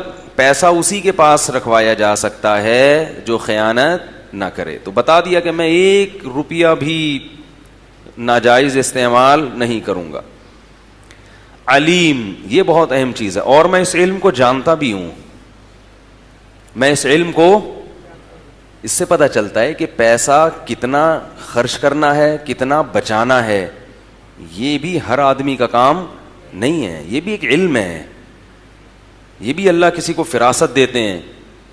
اب تو بڑے بڑے پیمانے پر جو مالی لین دین ہوتے ہیں، اس میں اکاؤنٹنگ کا علم باقاعدہ ایک علم ہے جو سکھایا جاتا ہے. تو حضرت یوسف علیہ السلام بتا رہے ہیں کہ میں اکاؤنٹنگ کا علم پہلے سے جانتا ہوں، ماہر معیشت ہوں. اکنامکس کا سب سے بڑا مسئلہ یہی ہے نا کہ آپ کے پاس وسائل کتنے ہیں اور ان کو استعمال کیسے کرنا ہے، کون سا کہاں کرنا ہے. تو قحط پڑنے والا ہے تو اس میں تو ملک کو ضرور، جب کھلا کھاتا ہوتا ہے نا آپ کے پاس، تو نوٹ اٹھا کے کچرے میں پھینک بھی دو تو کوئی مسئلہ نہیں ہوتا. لیکن جب قحط پڑنے والا ہے تو پھر کتنا اسٹور کرنا ہے اور کتنا استعمال کرنا ہے. اور پھر مصر میں قحط پڑے گا، صرف مصر میں نہیں بلکہ ارد گرد کے جتنے ایریاز ہیں، ملک ہیں، ان میں بھی پڑ جائے گا. تو ساری یعنی آباد دنیا کا ایک بہت بڑا حصہ ہمارا محتاج ہوگا. تو ہمیں اس میں کیا ہوگا کہ ہم اپنی معیشت کو مضبوط کر سکتے ہیں. یعنی ہم راشن کو بیچنا شروع کر دیں گے. راشن کو کیا کریں گے؟ بیچیں گے. تو اس سے مصر کیا ہوگا؟ اور کیونکہ راشن سے ہمارے پاس ہوگا. تو بادشاہ نے یہ پیشکش فوراً قبول کر لی کہ خزانے پہ تو کوئی نیک آدمی ہی ہونا چاہیے. بھائی خزانے پہ کون ہونا چاہیے؟ جنرل اسٹور کے ڈبے پہ ہمیشہ نیک آدمی کو بٹھاؤ. کرسی پہ بے شک کوئی بھی بیٹھ جائے، لیکن ڈبے پہ کون بیٹھے گا؟ کیونکہ ایسے کئی کیسز آ رہے ہیں سامنے. جتنا وہ کھاتا ہے نا جو ڈبے پہ، جس نے آپ کو کیش کے لین دین کے لیے رکھا ہوا ہے، اتنا چور نہیں کھاتے.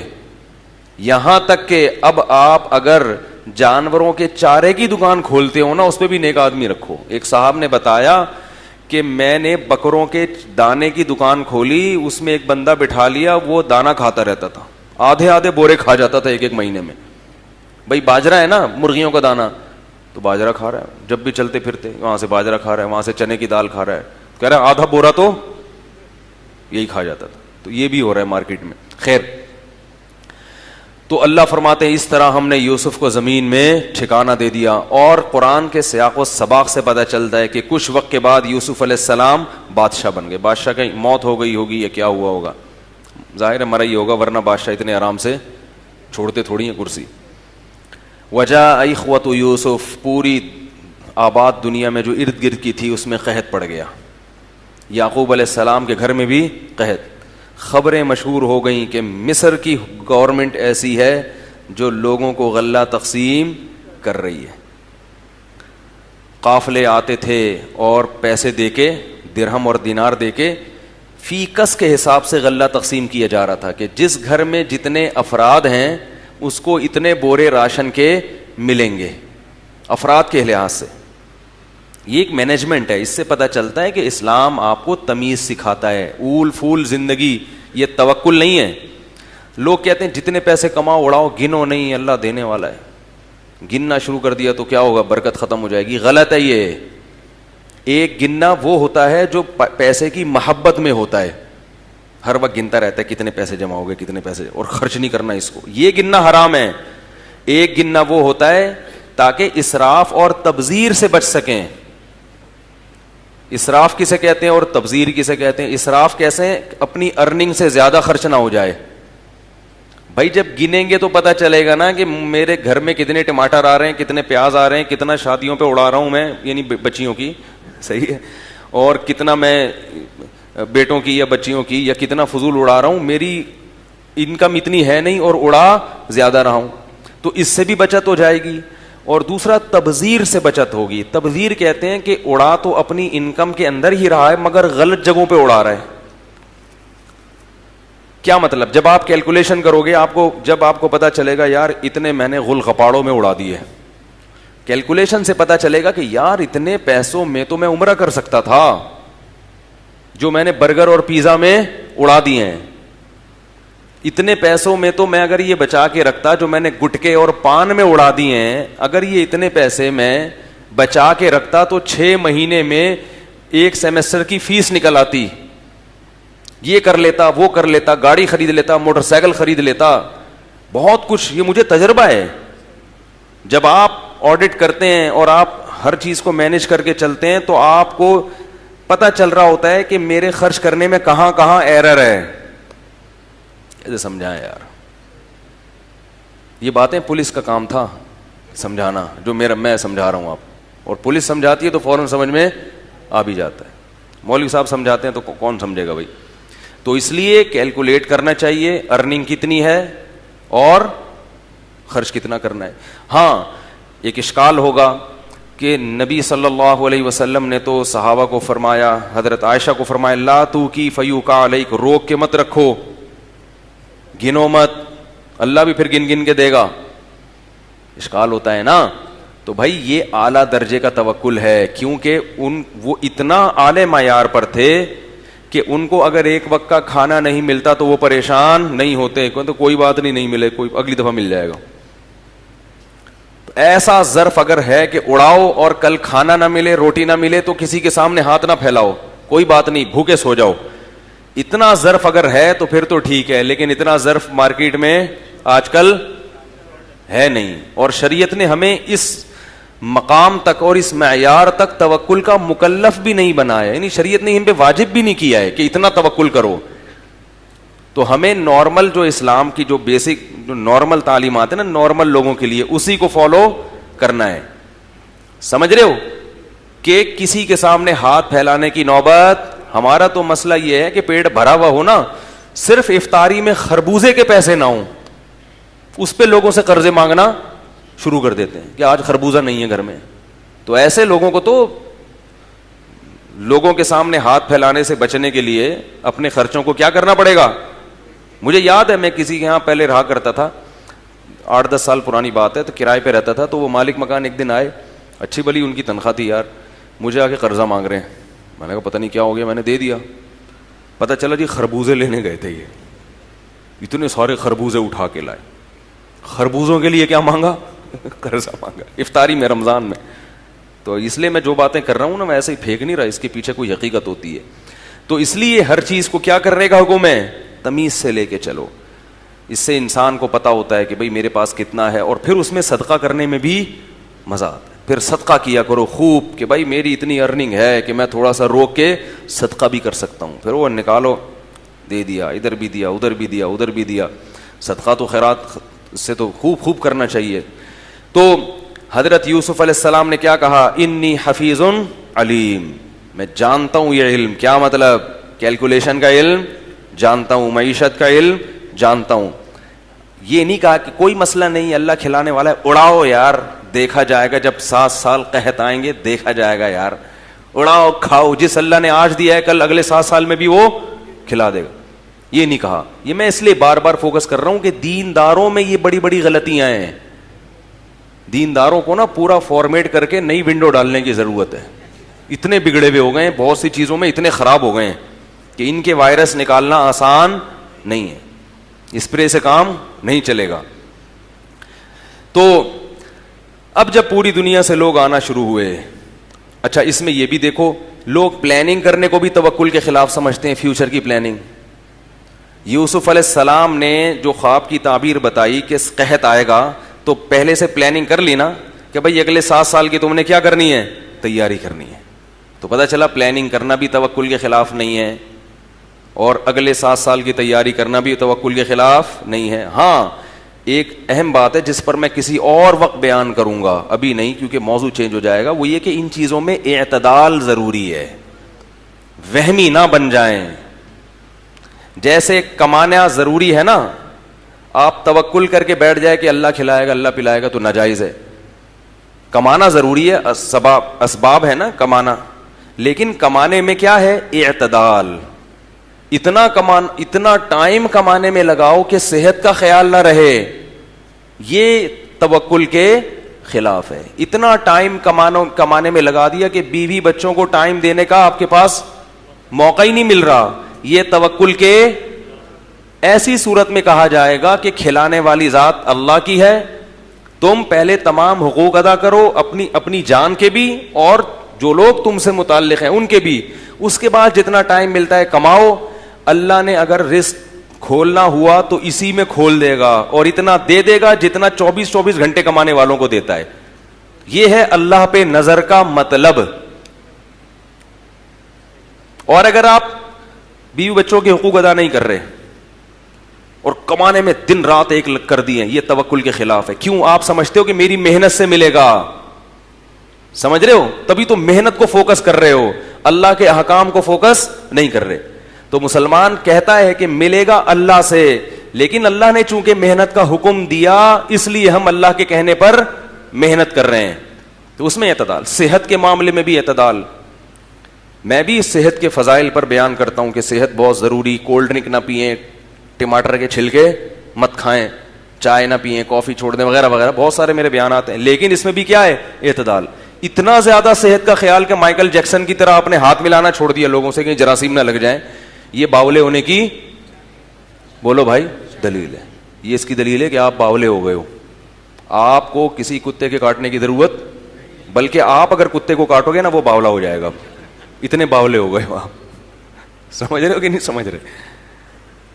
تو اعتدال. صحت کے معاملے میں بھی کیا ہے, اعتدال. بھائی سرسری طور پر یہ کھانے پینے میں احتیاط, پیزا میزا چھوڑ دیا, یہ سب چیزیں چھوڑ دیں, واکنگ کی, جاگنگ کی, اپنا آرام سے فٹ فاٹ, پھر بھی بس اتنا کافی. باقی یہ کہ اس کو چھینک آ گئی تو 6 کلومیٹر دور بھاگ گئے, ہاتھ نہیں ملانا, بچے کو پیار نہیں کرتے کہ جراثیم نہ لگ جائیں, یہ سب بے وقوفوں والی حرکتیں. دستانے پہن کے ہاتھ میں رکھنا, یہ تبھی نبی صلی اللہ علیہ وسلم. میں اس موضوع پر جاؤں گا, بہت بات لمبی ہو جائے گی, ٹاپک سے رہ جاؤں گا. تو خیر, حضرت یوسف علیہ الصلوۃ والسلام کے پاس وہ کون آ گئے, بھائی بھی آئے. 9 بھائی تھے, 11 بھائی تھے, لمبے تڑنگے. ودخلوا وجاء اخوۃ یوسف, یوسف علیہ السلام کے بھائی بھی محل میں داخل ہوئے راشن لینے کے لیے. فعرفہم, یوسف علیہ السلام ان کو دیکھ کے فوراً پہچان گئے. وہم لہ منکرون, اور وہ اپنے بھائی کو, ان کا تصور ہی نہیں تھا کہ جس بچے کو ہم نے کنویں میں پھینکا تھا وہ بادشاہ بن کے بیٹھا ہوگا یہاں پہ. جب یوسف علیہ اچھا بنیامین, یہ بنیامین اور زلیخا کا جو نام ہے یہ قرآن و حدیث میں کہیں نہیں ہے, یہ آسمانی کتابوں میں ہے. تو تاریخی چیز ہے, آسمانی کتابوں سے یہ نام لینے میں کوئی حرج نہیں ہے. ہو سکتا ہے صحیح ہو سکتا ہے غلط ہو. البتہ یہ جو کہا جاتا ہے نا کہ یوسف علیہ السلام جو تھے وہ حضرت یعقوب علیہ الصلوۃ والسلام کی جو والدہ, یعنی یوسف علیہ السلام کی جو والدہ تھیں وہ والدہ نہیں تھی بلکہ خالہ تھیں, یہ 100% غلط ہے. وہ یوسف علیہ السلام کی والدہ تھیں, حضرت یعقوب کی دوسری زوجہ تھیں وہ. تو یوسف علیہ الصلوۃ والسلام وہ اپنے چھوٹے بھائی جس کو بنیامین کہا جاتا ہے اس کو نہیں لے کر آئے, کیونکہ ابا بنیامین کو ان کے ساتھ نہیں بھیجتے تھے. نہیں بھیجتے تھے, اعتماد نہیں کرتے تھے کہ جیسے یوسف کو کہیں کھو کے آ گئے اور ایسا نہ ہو اس کے ساتھ بھی یہ کریں. تو بادشاہ نے کہا کہ ابھی تو میں دے رہا ہوں, لیکن جب تک تم اس بھائی کو ساتھ نہیں لے کر آؤ گے میں اس کا راشن تمہیں نہیں دوں گا. قالوا سنراود عنہ اباہ, کہنے لگے ہم اس کے ابا کو پھسلانے کی کوشش کریں گے, ہم ان کے ابا کو بہلانے کی کوشش کریں گے. وَإِنَّا لَفَاعِلُونَ, اور بے فکر رہیں, لا کے چھوڑیں گے ہم ان کو. یوسف علیہ السلام نے اپنے جو بھی خادم تھا اس کو حکم دیا کہ انہوں نے جتنے پیسے دیے ہیں نا راشن کے, یہ سارے پیسے ان کے تھیلوں میں واپس رکھ دو. ابا سے کیا پیسے لینے بھائی, ٹھیک ہے نا, ابا سے کیا پیسے لینے, سارے پیسے راشن میں واپس رکھ دو. جب یہ قافلہ واپس گیا ہے تو ابا سے جا کے کہا ابا بنیامین کا راشن نہیں ملا. بادشاہ نے کہا ہے کہ اس بھائی کو لے کر آؤ گے تو ملے گا ورنہ نہیں ملے گا. ابا نے کیا کہا, لن ارسلہ معکم هل آمنکم علیہ کما امنتکم علی اخیہ من قبل, اس کے بھائی کے بارے میں تم پر میں نے اعتماد کیا تھا تو ایسے ہی میں تم پر اعتماد کر لوں, یہ ممکن نہیں ہے. تو جب انہوں نے پونجی کھولی تو اس میں جب راشن کھولا تو اپنے پیسے واپس نکل آئے. تو ابا سے کہنے لگے دیکھو کتنا اچھا بادشاہ ہے, ہمارے پیسے بھی واپس کر دیے تو بھائی کے واپس کیوں نہیں کرے گا, ٹھیک ہے نا, بھائی کو کیسے رکھے گا. تو انہوں نے کہا یعقوب علیہ السلام نے حتیٰ تؤتونی موثقا من اللہ, مضبوط قسمیں جب تک نہیں اٹھاؤ گے نا کہ ہر قیمت پہ بھائی کو واپس لانا ہے اس وقت تک میں نہیں بھیجوں گا. 11 سب بھائیوں نے مل کے مضبوط قسمیں اٹھائیں کہ ہم ہر قیمت پر اس بھائی کو واپس لے کر آئیں گے. حضرت یعقوب علیہ السلام نے اپنے بیٹوں سے کہا کہ ایک دروازے سے داخل مت ہونا مصر میں, وادخلوا من ابواب متفرقہ, بڑے بڑے ماشاءاللہ خوبصورت بیٹے تھے, ایک دروازے سے جاؤ گے تو نظر لگنے کا بولو بھائی خطرہ ہے. اس سے پتہ چلتا ہے اولاد بہت بڑی, 2 بچوں کو نظر, ابے بول لی کرو, بولتے کیوں نہیں یار, ایک تو بڑا مسئلہ ہے. 2-3 بچوں کو نظر, بہت ان بچے کوئی بچے ہی ہیں, اس کو بچے تھوڑی کہتے ہیں, بچوں کے نام پہ مذاق کہتے ہیں ان کو. تو ان کو تھا یار بیٹے ہیں 11, لوگ بولیں گے, اور بیٹیاں اس کے علاوہ تھیں, لوگ بولیں گے کون ہے بھائی خوش قسمت جس کے فیملی پلاننگ والے پتہ کیا بتاتے ہیں, اتنے چھوٹے چھوٹے بچے, اوف کتنی ٹینشن. یہ نہیں بتاتے کہ بھائی یہ جب 11واں بچہ پیدا ہوگا تو پہلا بڑا ہو چکا ہوگا, ایک دم سے 12 نہیں ہو جاتے. اور یہ ہمیشہ بچے رہتے نہیں ہیں, تھوڑے دنوں میں جوانی کی دہلیز پہ قدم رکھ کر باپ کی بھی زینت کا سبب بنتے ہیں اور ماں کی بھی زینت کا سبب بنتے ہیں. المال والبنون زینت الحیات الدنیا, اللہ فرماتے ہیں مال اور بیٹے دنیا کی زینت ہیں. اور بیٹیوں کو کیا فرمایا, والباقیات الصالحات خیر للذین آمنوا, یہ آخرت کے لیے کیا ہیں, ذخیرہ ہیں. تو بیٹیاں بھی ہیں زینت. بیٹیوں کو زینت اس لیے نہیں کہا کہ بیٹی نمائش کی چیز نہیں ہے, اور زینت ہمیشہ نمائش کی چیز ہوتی ہے. اس سے بھی عورت کے پردے کے حکام ثابت ہوتے ہیں کہ بیٹی گھر میں رکھنے کی چیز ہے, دکھانے, زینت کہتے ہیں نا دکھانے کی. بھائی کرتے اچھے پہنے جاتے ہیں دکھانے کے لیے, چھپانے کے لیے. تو بیٹیاں عورت کے سامنے تو آتی ہیں, لیکن جو زینت بنیں گی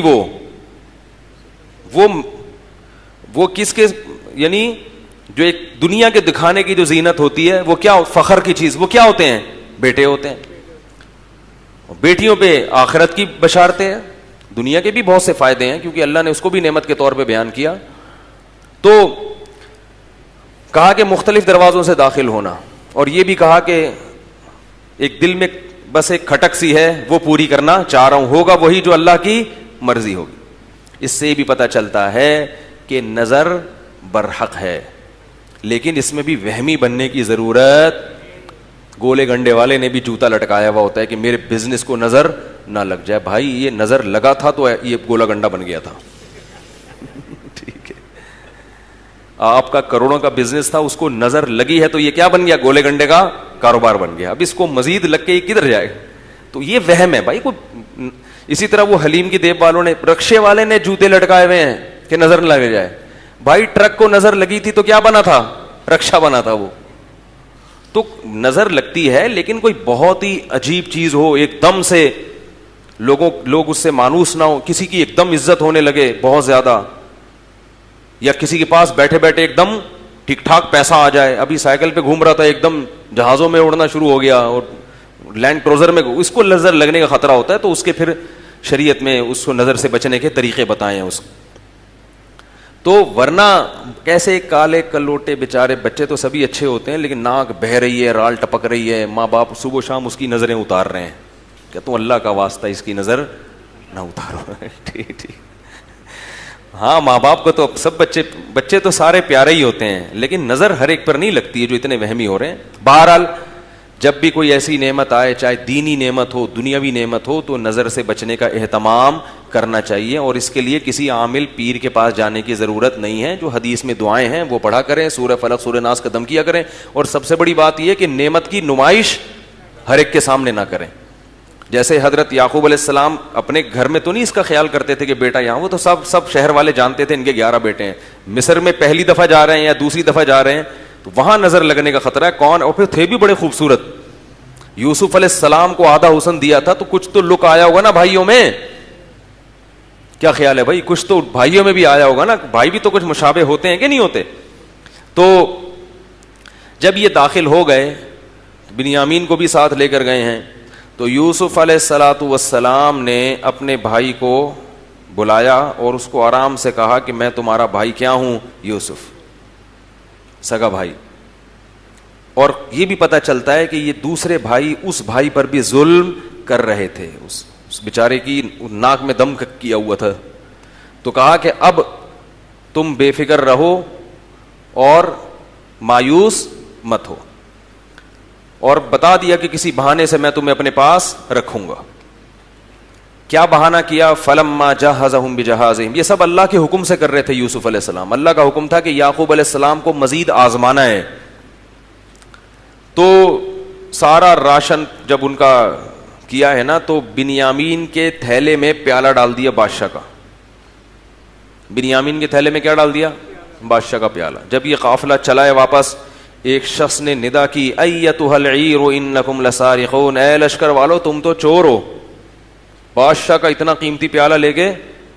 اس سے بھی پتہ چلتا ہے کہ بادشاہ ہو یا کوئی اونچے طبقے والا ہو تو اس کو اپنے لباس, اپنا پوشاک اچھا رکھنا یہ بھی توکل کے خلاف. بولو یار. لوگ کہتے ہیں حضرت عمر کے اتنے پیوند ہوتے تھے اور ہمارے صدر کو دیکھو.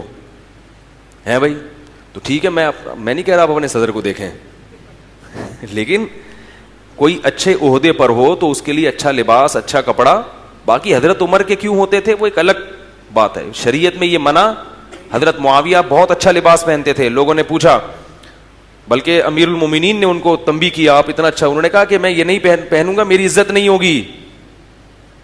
یہ لوگ بادشاہ کی عزت نہیں کرتے اگر اس کے کپڑے اچھے نہیں ہیں. تو اس زمانے میں لباس کی بہت اہمیت ہے.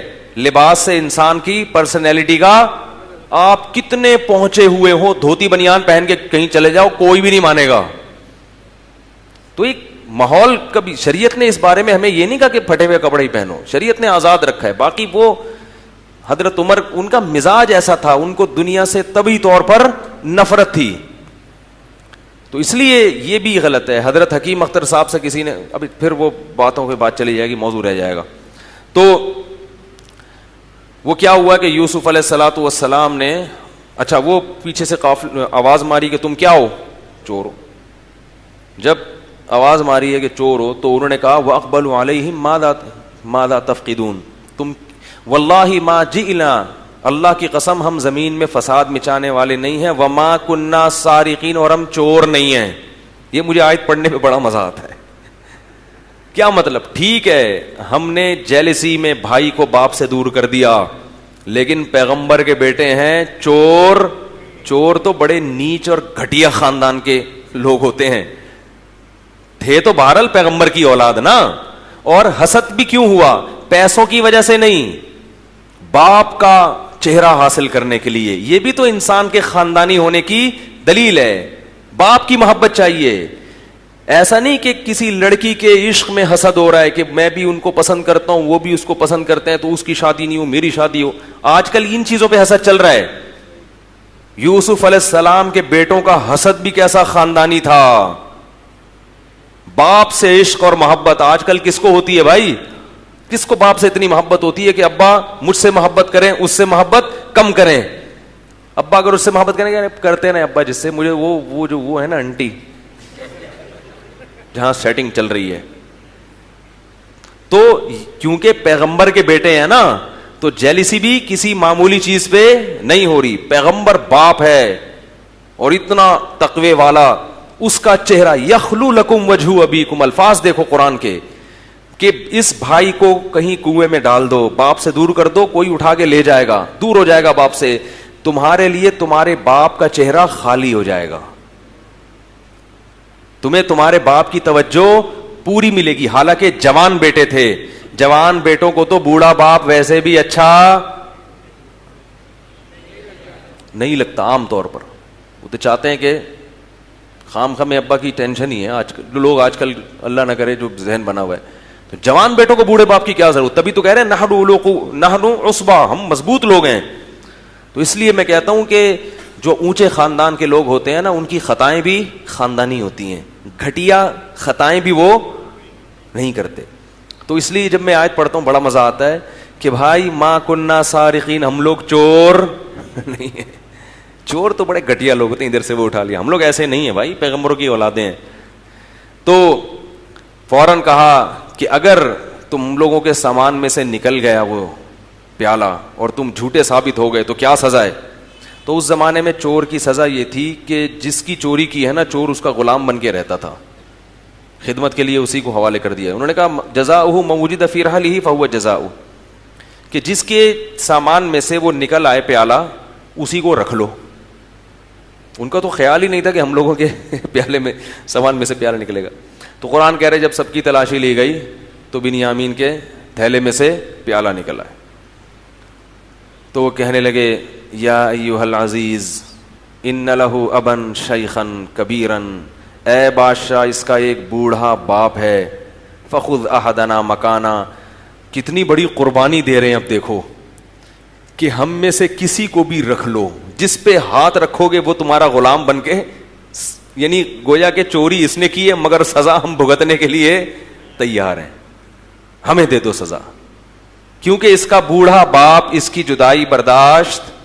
دیکھو اللہ کے فیصلے کیسے ہوتے ہیں, باپ کا ابھی ایک غم ختم نہیں ہوا ہے, محبوب ترین بیٹا وہ چھین لیا, کتنا عرصہ لگ گیا, اللہ دوسرا بیٹا بھی چھین رہا ہے. اس سے پتہ چلتا ہے کہ کسی پر مصیبتیں آنا یہ اللہ کے ناراض ہونے کی دلیل نہیں ہے. آج بھی تھوڑی دیر پہلے کسی کا فون آیا, میرے ساتھ یہ مسئلہ, میرے ساتھ یہ مسئلہ, مجھ سے پتہ نہیں کوئی گناہ ہو گیا ہے, میں کیا کروں. میں نے کہا کوئی گناہ نہیں ہوا, اللہ آپ کو اپنے قریب کرنا چاہتا ہے, ورنہ مولوی کو کدھر فون کرتے تم, کیا خیال ہے بھائی؟ مولوی کو کون فون, مولوی کو کون لفٹ کراتا ہے, مرنے پہ جنازہ ونازہ پڑھوا لیتے ہیں. تو شکر ہے خطرے نہیں کرواتے ہیں مولویوں سے, نائیوں سے کرواتے ہیں. سارے ایسے ایسے کام چھوٹے چھوٹے کس کے ذمہ لگائے ہوئے ہیں, مولاناؤں کے. تو میں نے کہا بھائی اللہ اپنے قریب کرنا چاہتا ہے. تو یعقوب علیہ السلام کا دوسرا بیٹا بھی چھن گیا, وہ رو رہے ہیں کہ ہم میں کسی ایک کو رکھ لو. انہوں نے کہا نہیں, معاذ اللہ, اللہ کی پناہ, کیسے رکھ لوں, جس نے کیے جرم وہ اسی کو رکھے. قرآن کہتا ہے فلما استيئسوا منه خلصوا نجيا, جب یہ سارے بھائی مایوس ہو گئے, بڑا زور لگایا انہوں نے, تو یہ سب کنارے پہ جا کے آپس میں سرگوشی کرنے لگے, یار مشورہ دو کیا کریں بھائی. قال کبیرہم, جو بڑا تھا نا بڑا بھائی, اس نے کہا الم تعلموا, تم جانتے نہیں کہ باپ سے کتنی مضبوط قسمیں لی تھی ہم نے, اور اس سے پہلے یوسف کے بارے میں ہم نے کیا کیا ہے, لہذا لن ابرح الارض, میں تو یہیں رہوں گا. بڑا ہونے کا ناجائز فائدہ ہر دور میں اٹھایا جاتا رہا ہے. میں کیا میں گھر نہیں جاؤں, حتی یأذن لی ابی, جب تک ابا مجھے خود نہیں بلائے گا, او یحکم اللہ لی, یا اللہ مجھے موت نہیں دے دے گا, میں ادھر ہی پڑ جاؤں گا, مر جاؤں گا, کوئی بات نہیں, قحط سے مر جاؤں, بھوک سے مر جاؤں. ارجعوا الی ابیکم, تم سب جاؤ باپ کے پاس, فقولوا, اور جا کے کہو, یا ابانا ان ابنک سرق, ابا آپ کے بیٹے نے چوری کر لی ہے, وما علمنا وما شہدنا الا بما علمنا, ہم وہی کہہ رہے ہیں جس کا ہمیں علم ہے, اور ہمیں غیب کا علم نہیں تھا کہ بیٹا یہ کام بھی کر سکتا ہے, یہ حرکت بھی کر لے گا یہ. اور ابا کو کہو واسأل القریۃ التی کنا فیہا, ابا آ کے خود بستی والوں سے پوچھ لو, اور جو قافلے آ رہے ہیں ان سے پوچھو. وَإِنَّا لَصَادِقُونَ, اللہ کی قسم ہم سچ بول رہے ہیں. پوری سمجھا کے نا, پوری کہانی ایسے جا کے ابا کو سمجھانا, ہم ادھر ہی ہیں آرام سے, ہم نہیں جائیں گے, ہم نہیں جائیں گے. اب یعقوب علیہ السلام کدھر تفتیش کے لیے جاتے ہو, تو بوڑھے ہو گئے تھے. جیسے ہی بیٹوں نے آ کے یہ بتایا, جب یوسف علیہ السلام کی خبر دی تھی کہ بھیڑیے نے کھا لیا, تو یعقوب علیہ السلام نے یہ کیا کہا تھا, بل سولت لکم انفسکم امرا, جھوٹ بول رہے ہو, تم نے کوئی چیز خود سے کوئی کہانی گڑھ لی ہے. اور واقعی اس وقت یعقوب علیہ السلام صحیح کہہ رہے تھے. اب جب بیٹوں نے آ کے بتایا کہ ابا اس نے چوری کی اور ایسا ہو گیا, یعقوب علیہ السلام جانتے تھے میرا بیٹا چوری نہیں کر سکتا تھا, یہ بھی کیا کر رہے ہیں, گڑھ رہے ہیں. یہاں بھی وہی الفاظ, بل سولت لکم انفسکم امرا, تمہارے نفسوں نے ایک نئی چیز گڑھ لی ہے. پہلے بھی کہا فصبر جمیل, صبر کے علاوہ کوئی راستہ نہیں ہے. اب بھی کہا فصبر جمیل, صبر کے علاوہ کوئی راستہ نہیں ہے. اس سے پتہ چلتا ہے کہ پیغمبر عالم الغیب, حالانکہ اب وہ بیٹے اپنے خیال کے مطابق صحیح کہہ رہے تھے. اس سے پتہ چلتا ہے کہ بھائی ہم یقین کو نہیں جانتے, ہم قرائن کو دیکھ کر اندازے لگاتے ہیں, اور وہ قرائن کبھی غلط بھی ہو سکتے ہیں. اب جب صبر جمیل کیوں, کہ بیٹوں کا کیا اکھاڑیں گے بھائی, بیٹوں کو کیا بگاڑ سکتے, کہاں سے نکلوائیں ان کو. تو کیا کہہ رہے ہیں, صبر جمیل اس صبر کو کہتے ہیں جس میں ذرہ برابر بھی اللہ سے شکایت نہ ہو کہ اللہ یہ تو نے میرے ساتھ کیا کر دیا. اب زبان سے تو شکر کے الفاظ, صبر کے الفاظ, لیکن اندر کی حالت قرآن بیان کرتا ہے کہ جب دوسرا بیٹا بھی گیا تو وَتَوَلَّى عَنْهُمْ, اپنے بیٹوں سے منہ موڑا اور کہنے لگے یا اسفا علی یوسف, ہائے افسوس یوسف پر. وَابْيَضَّتْ عَيْنَاهُ مِنَ الْحُزْنِ, اور غم سے روتے روتے ان کی آنکھوں کی بینائی چلی گئی. اور وَابْيَضَّتْ عَيْنَاهُ مِنَ الْحُزْنِ, حزن سے روتے روتے ان کی آنکھوں کی بینائی چلی گئی, اور دل ان کا کیا کر رہا تھا, کڑ رہا تھا. تو ان کی جو بیٹیاں تھیں اور دوسرے جو بہویں یا جو بھی گھر کی عورتیں, انہوں نے کہا تاللہ تفتأ تذکر یوسف حتی تکون حرضا او تکون من الہالکین, اللہ کی قسم آپ اب تک یوسف کو یاد کر رہے ہو, کہیں آپ کی موت واقع نہ ہو جائے. تو یعقوب علیہ السلام جواب میں کیا کہتے ہیں, انما اشکو بثی وحزنی الی اللہ, میں اپنا غم اللہ کے سامنے بیان کر رہا ہوں, تمہارے سامنے بیان نہیں کر رہا. وَأَعْلَمُ مِنَ اللَّهِ مَا لَا تَعْلَمُونَ, اللہ کے بارے میں وہ کچھ جانتا ہوں جو تم نہیں جانتے. مجھے پتا ہے کہ یہ غم ہے, لیکن اس میں میرے رب کی کوئی نہ کوئی مصلحت ہے, کیونکہ محبوب جب محبوب کو تکلیف دیتا ہے وہ تکلیف کسی راحت کا پیش خیمہ ہوتی ہے. رو بھی رہے ہیں, آنکھوں کی بینائی بھی چلی گئی, مگر زبان سے کیسے صبر کے الفاظ کہہ رہے ہیں. اور پھر بیٹوں سے کہا کہ مجھے پتا ہے کہ نہ یوسف قتل ہوا, نہ اسے بھیڑیے نے کھایا, نہ بنیامین, جاؤ دونوں بیٹوں کو تلاش کر کے لے کر آؤ. یا بنی اذهبوا فتحسسوا من یوسف واخیہ ولا تیأسوا من روح اللہ, اللہ کی رحمت سے مایوس مت ہو, انہ لا ییأس من روح اللہ الا القوم الکافرون, اللہ کی رحمت سے وہی مایوس ہوتا ہے جو خدا کا منکر ہے. دیکھو ہمیں جب غم پہنچتا ہے نا, ہم کیسی الٹی باتیں, یار اللہ کو میں ہی ملا تھا تکلیف پہنچانے کے لیے, میری تو قسمت میں خوشی ہے ہی نہیں, ایک مصیبت ختم نہیں ہوتی دوسری, مجھے تو لگتا ہے کہ اللہ نے میرے ساتھ ہی پتہ نہیں میں ہی ملا ہوں. اس طرح کی الٹی باتیں شروع کر دیتے ہیں. بھائی ہم غلام ہیں, غلام کی نہیں چلتی, چلے گی کس کی, اللہ کی چلے گی. تو کہہ رہے ہیں کہ اللہ کی رحمت سے مایوس مت ہو. کتنا حوصلہ ہے دیکھو. اب بیٹے دوبارہ راشن لینے کے لیے گئے اور لٹے پٹے, پونجی بھی کیا ہو گئی, ختم, تھوڑی سی رہ گئی. تو گئے ہیں, فلما دخلوا علیہ, جب بادشاہ کے پاس گئے کہنے لگے یا ایھا العزیز, اے بادشاہ, مسنا واہلنا الضر, ہمیں اور ہمارے گھر والوں کو بڑی تکلیفیں پہنچ رہی ہیں, بڑے غم آئے ہیں. جیسے آدمی غریب ہوتا ہے نا تو کہتا ہے یار بھائی بھی بیمار ہے, بہن بھی بیمار ہے, یہ بھی مسئلہ, یہ بھی مسئلہ. ایک تو غربت اوپر سے، قحط اوپر سے، اور درجنوں مسائل. مسئلہ واہلنا الضر، بڑی قسم پرسی میں آئے ہیں، بڑے غم پہنچے ہیں ہمیں، بتا نہیں رہے کیا غم ہے. وجینا ببضاعۃ مزجاۃ، اور راشن کے جتنے پیسے ہونے چاہیے تھے نا وہ پیسے بھی ہمارے پاس نہیں ہے. پونجی بھی جتنی آپ نے ریٹ طے کی ہے نا وہ ریٹ ہمارے پاس نہیں ہے. فاوفی لنا الکیل، تو آپ ایسا کریں کہ پیسے تھوڑے لے لیں اور راشن پورا دے دیں. فاوفی لنا الکیل وتصدق علینا، اور صدقہ کر دیں ہمارے اوپر. ان اللہ یجزی المتصدقین، اللہ صدقے کرنے والوں کو اچھی جزا دیتا ہے، اللہ آپ کو اس کا اجر دے گا. جب یوسف علیہ السلام نے دیکھا نا کہ یہ بالکل قسم پرسی میں مبتلا ہو گئے ہیں، بہت سخت ٹینشن میں ہیں، تو یوسف علیہ السلام نے کہا هل علمتم ما فعلتم بیوسف واخیہ اذ انتم جاہلون، تمہیں پتا ہے کہ تم نے یوسف اور اس کے بھائی کے ساتھ کیا کیا تھا. جب بھائیوں نے یہ الفاظ سنے ہیں تو فوراً کہتے ہیں اِنَّكَ لَأَنْتَ یوسف، کہیں آپ یوسف تو نہیں ہو. کیسے انہوں نے اندازہ لگایا دیکھو کہ بھئی یہ واقعہ تو یوسف کے علاوہ کسی کو معلوم تھا ہی نہیں، اور یقیناً شباہت بھی تھوڑی تھوڑی تو آتی ہوگی نا، کنفیوز تو تھے.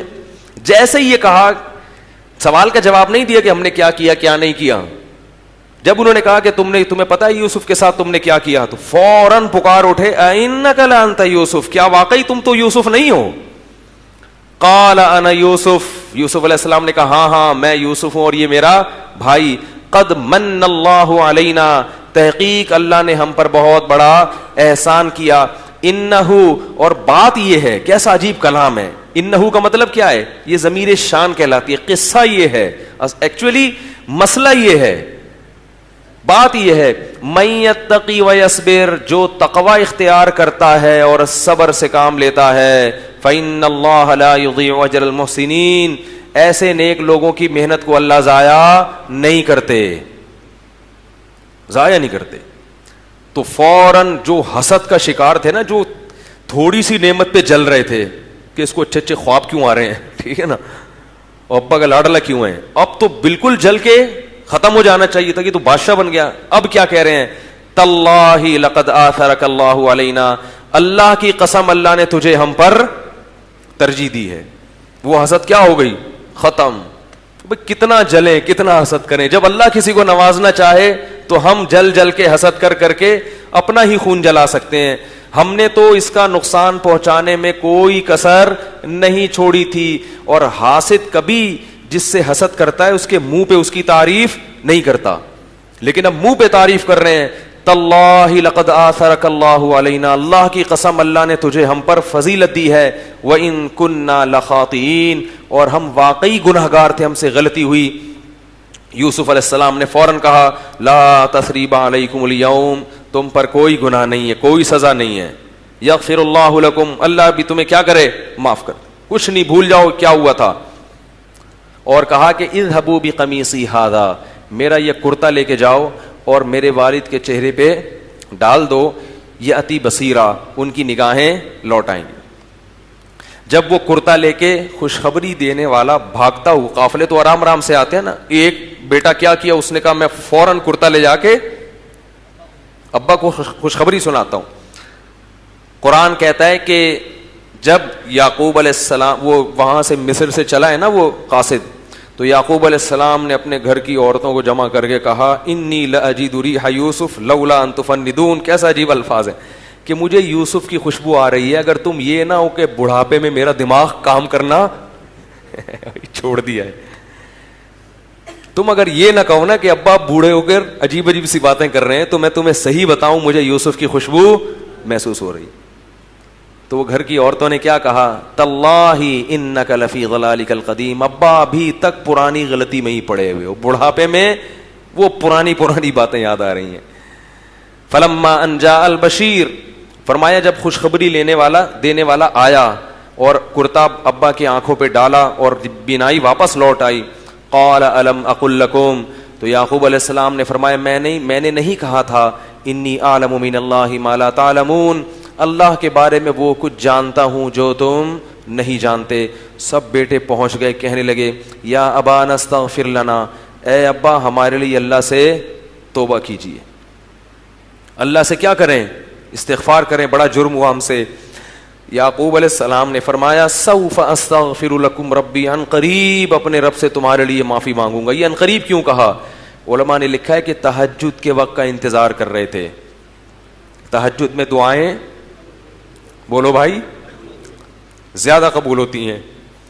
تو اللہ تعالیٰ وہ قرآن میں ہے کہ یوسف علیہ السلام نے بھائیوں کو یہ بھی کہا کہ وَأْتُونِي بِأَهْلِكُمْ أَجْمَعِينَ, پورے خاندان کو لے کے کہاں جاؤ؟ مصر میں. کہتے ہیں کہ یعقوب علیہ السلام اکیلے تھے جب کنوارے تھے, اور اب جب یعقوب علیہ السلام شام سے چلے ہیں مصر, تو 90 افراد تھے خاندان کے. اس لیے بڑا خاندان اللہ کی بولو بھائی نعمت ہے, بڑھاپے میں عزت اور عظمت کا سبب بنتا ہے. اور چھوٹا خاندان فیملی نہیں ہے تو محبت کیا, بلیاں پالنی پڑیں گی تمہیں محبت کے لیے, کتے پالنے پڑیں گے. دیکھو یورپ کا حشر کیا ہوا ہے, کتے بلیوں سے دل بہلا کے زندگی گزار رہے ہیں, محبتیں ہی نہیں ملتی. انسان کو اللہ نے فیملی کی شکل میں پیدا کیا, اسے محبت چاہیے. تنہائی میں پیدا انسان کا یہ آپ کہتے ہیں نا انسیت, انسیت یہ الف نون اور سین, یہ انسان جو ہے نا یہ انسیت سے نکلا ہے, اور اس کی اپوزٹ ہے وحشت, وحشی جانور. تو اگر انسان کو انسان نہیں ملے گا تو انسیت نہیں ملے گی, وحشت ہوگی اس کو, تنہائی میں ہوگی اس کی. خیر, تو بس میں ابھی اس کو ختم کرتا ہوں, پھر باقی واقعہ کل بیان کریں گے, وقت بہت زیادہ ہو گیا. تو بہرحال یہ قافلہ پھر گیا ہے کہاں؟ یعقوب علیہ السلام اپنی گھر اہلیہ کے ساتھ اور بچوں کے ساتھ, بہوؤں کے ساتھ, پوتوں کے ساتھ, نواسوں کے ساتھ, اور پوتوں کی بیویوں کے ساتھ, اور نواسیوں کے شوہروں کے ساتھ ٹھیک ہے, پورے 90 افراد کو لے کر مصر کی طرف جا رہے ہیں. تو یعقوب علیہ السلام نے آپ کا شاندار استقبال کیا, ان کو ٹھکانہ دیا. ورفع ابویہ علی العرش, اور اپنے والدین کو اپنے ساتھ بادشاہ کے تخت پہ بٹھایا. وخروا لہ سجدا, اور وہ 11 بھائی سجدے کے اندر سجدے میں گر گئے یوسف علیہ السلام کے. اس زمانے میں سجدہ جائز تھا, بادشاہ کو سجدہ کیا جاتا تھا. جیسے ہی سجدے میں گرے ہیں تو یوسف علیہ السلام اپنے والد سے کہتے ہیں ھذا تأویل رؤیایا, ھذا تأویل رؤیایا من قبل قد جعلها ربی حقا, اے میرے ابا یہ اس خواب کی تعبیر ہے جو اللہ نے مجھے دکھایا تھا. 11 ستارے سجدہ کر رہے ہیں, یہ ہیں وہ 11 ستارے. آج کل فلمی ستاروں کو ستارہ کہا جاتا ہے ٹھیک ہے. تو یہ کیا ہے بھائی, کیا ہیں 11 ستارے ہیں جو مجھے سجدہ کر رہے ہیں. قد جعلها ربی حقا, میرے رب نے اس خواب کو سچا کر دکھایا. وقد احسن بی, اب ابا سے ملاقات ہو رہی ہے نا, تو ماضی کی پوری کارگزاری جب ہوتی ہے ملاقات تو پوچھتے ہیں نا کیا ہوا تھا. ہم ہوتے تو ہم کیسے کہانی سناتے, ہم ساری نیگیٹو باتوں کو ہائی لائٹ کرتے, پازیٹو چیزوں کو پی جاتے. ہم کہتے ابا میرے تو انہوں نے جو ہے نا یہ سب کس کی وجہ سے ہوا ہے, بھائیوں پر ایک, کیونکہ جب معاف کر دیا نا تو دل سے معاف, اب طنز نہیں ہوگا. کیا کہہ رہے ہیں, من بعد ان نزغ الشیطان بینی و بین اخوتی, شیطان نے ہمارے بھائیوں کے دلوں میں کچھ بغض ڈال دیا تھا جس کی وجہ سے ایسا ہو گیا. کہ اس بلی کس پہ ڈال رہے ہیں, شیطان پہ بلی ڈال رہے ہیں. یہ ادب سکھایا ہے کہ جب کسی غلطی کو معاف کرو تو پھر اس کو تانا مت دو. جب معاف کر دیا تو بھائی معاف کر دیا, ختم, بھول گئے کیا ہوا تھا. آج غلطی معاف کرنے کے بعد بھی طنز یہی ہے, بار بار اسے بولیں گے یہ ہے. وہ میرا چھوٹا بیٹا ہے نا اتنا سا, تو پتہ نہیں کچھ انہوں نے شرارت کی, تو میں نے اس سے پوچھا کہ کس نے کیا یہ, تو ایسے کرتا ہے, دیکھیں وہ یہ بھی چاہ رہا ہے کہ وہ بہن کا پتہ بھی نہ چلے کہ اس کی طرف اشارہ کر رہا ہوں. تو مجھے اشارہ کر رہا ہے ایسے کر, چھوٹا سا بالکل 3-4 سال کا, کرے ایسے کر کے. میں نے کہا بہت گھننا ہے, ایسے چپکے سے اشارہ کر رہا ہے, اس پہ بلی ڈال رہا ہے, کس نے کیا اس کو پکڑو. تو یعقوب علیہ السلام نے کیا کہا, کوئی نیگیٹو بات نہیں, شکر, خوش رہنا اسی کو تو کہتے ہیں. چھوڑو یار, کنویں میں گئے تھے, چھوڑو بھائیوں نے نفرت کی. شیطان نے کیا کر دیا ان کو, اصل میں شیطان نے ورغلا دیا تھا, شیطان نے غلط غلط پٹیاں پڑھا کے غلط راستے پہ ڈال دی. تو ساری پازیٹیو چیزیں ذکر کر رہے ہیں کہ پہلی پازیٹیو چیز دیکھو ابا, اللہ نے مجھے خواب دکھایا اور میرے رب نے وہ خواب سچا کر کے دکھایا. وقت احسن بھی, اور اس سے پہلے بھی رب نے مجھ پر احسانات کیے ہیں, اس سے پہلے بھی. وہ احسانات کیا ہے کہ مجھے کنویں سے نکالا اور مجھے جیل سے نکالا. جانے کا ذکر نہیں ہو رہا, جیل میں نکلنے کا ہو رہا ہے. بہت سے لوگ جیل میں جاتے ہیں, نکلنا نصیب نہیں ہوتا. بہت سے کنووں میں گرتے ہیں, نکلنا نصیب نہیں ہوتا. پازیٹیو چیزوں کو دیکھنا چاہیے. اللہ نے کوئی تکلیف دی ہے تو بہت سی تکلیفوں سے بچایا ہوا بھی ہے. ایک کنوارے کا فون آیا, سڑا ہوا کنوارا نہیں ہوتا معذرت کے ساتھ, جو بیوی کی تلاش میں جس نے زندگی گزار دی ہو, تو ہر وقت جلتا بھنتا, ایسا اس کی اسٹائل سے لگ رہا تھا کہ یہ بیچارہ دھواں نکل رہا ہے اس میں سے. کہہ رہا لوگ چار چار کر رہے ہیں یار, ہماری ایک نہیں ہو رہی. مجھے اندازہ ہو گیا کہ یہ بہت زیادہ تپا ہوا ہے, مجھ پہ طنز کر رہا تھا. ٹھیک ہے, صاف بات ہے. کہہ رہے لوگوں کے تین تین چار چار دو دو اتنی شادیاں کرتے چلے جا رہے ہیں اور ہماری ایک بھی نہیں ہو رہی, کیا ہے یار. اللہ سے نا کوئی شکایت. میں نے اس سے کہا, میں نے کہا میں دعا کرتا ہوں اللہ آپ کو کوئی دلا دے, آزمائش ہے, لیکن اللہ کے بندو بہت سے ایسے ہیں جن کی شادی بھی نہیں ہو رہی اور وہ معذور بھی ہیں. آپ کم از کم صحت مند ہو. معذور ہیں ان کو تو نکاح کا کوئی امکان, آنکھوں کی بینائی نہیں ہے, اپاہج ہیں. تمہیں اللہ نے بینائی دی, سماعت دی, اور بہت ساری چیزیں جو اللہ نے تمہیں دی ہیں. اب جب بیوی آئے گی تو پتہ چل جائے گا تمہیں. جب آئے گی تو دماغ سیٹ. وہ کسی نے ابا, ایک بیٹے نے ابا سے پوچھا, ابا یہ ہر آدمی شادی کر کے پچھتاتا کیوں ہے؟ ہر آدمی کی خواہش بھی ہوتی ہے شادی کی, مگر کر کے کیا کرتا ہے؟ پچھتاتا. تو پھر کرتے کیوں ہیں؟ جب پچھتانا ہی ہے تو کرتے کیوں ہیں؟ تو ابا نے کہا دیکھو بیٹا, عقل بادام کھانے سے نہیں آتی, ٹھوکریں کھانے سے آتی ہے. عقل کس سے آتی ہے؟ ٹھوکریں کھانے. خیر جلدی سے 1-2 منٹ میں بات سمیٹ کے ختم کروں. تو کیا کہہ رہے ہیں, مجھے جیل سے نکالا. من بعد ان نزغ الشیطان بینی وبین اخوتی, جب شیطان نے میرے اور بھائیوں کے درمیان بغض ڈال دیا. وجاء بکم من البدو, اللہ آپ کو گاؤں کی زندگی سے اٹھا کے لے. اس سے پتہ چلتا ہے کہ شہر کی زندگی اللہ کی نعمت ہے. دیہات کی نسبت شہروں میں رہنا یہ زیادہ اچھا کام ہے, کیونکہ شہر میں ہر چیز بھی ملے گی اور علم بھی شہر میں زیادہ ہوتا ہے. دین دنیا اگرچہ دنیا بھی ہے مگر دین بھی زیادہ ہے. ہاں گاؤں کے اپنے فضائل ہیں, اس میں صحت اچھی ہوتی ہے, تو تہذیب مگر کہاں آتی ہے؟ شہر میں آتی ہے. تو اور پھر اللہ سے دعا مانگ رہے ہیں, شکر ادا کر رہے ہیں, ربی قد آتیتنی من الملک, اے میرے رب تو نے ہمیں بادشاہت دی.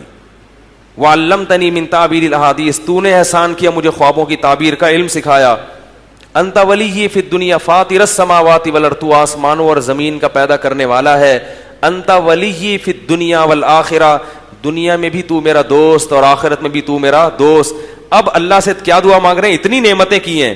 توفنی مسلمن, تو مجھے فرما بردار بنا کے دنیا سے اٹھانا, ایسا نہ ہو کہ میں ان نعمتوں کی ناشکری کر لوں.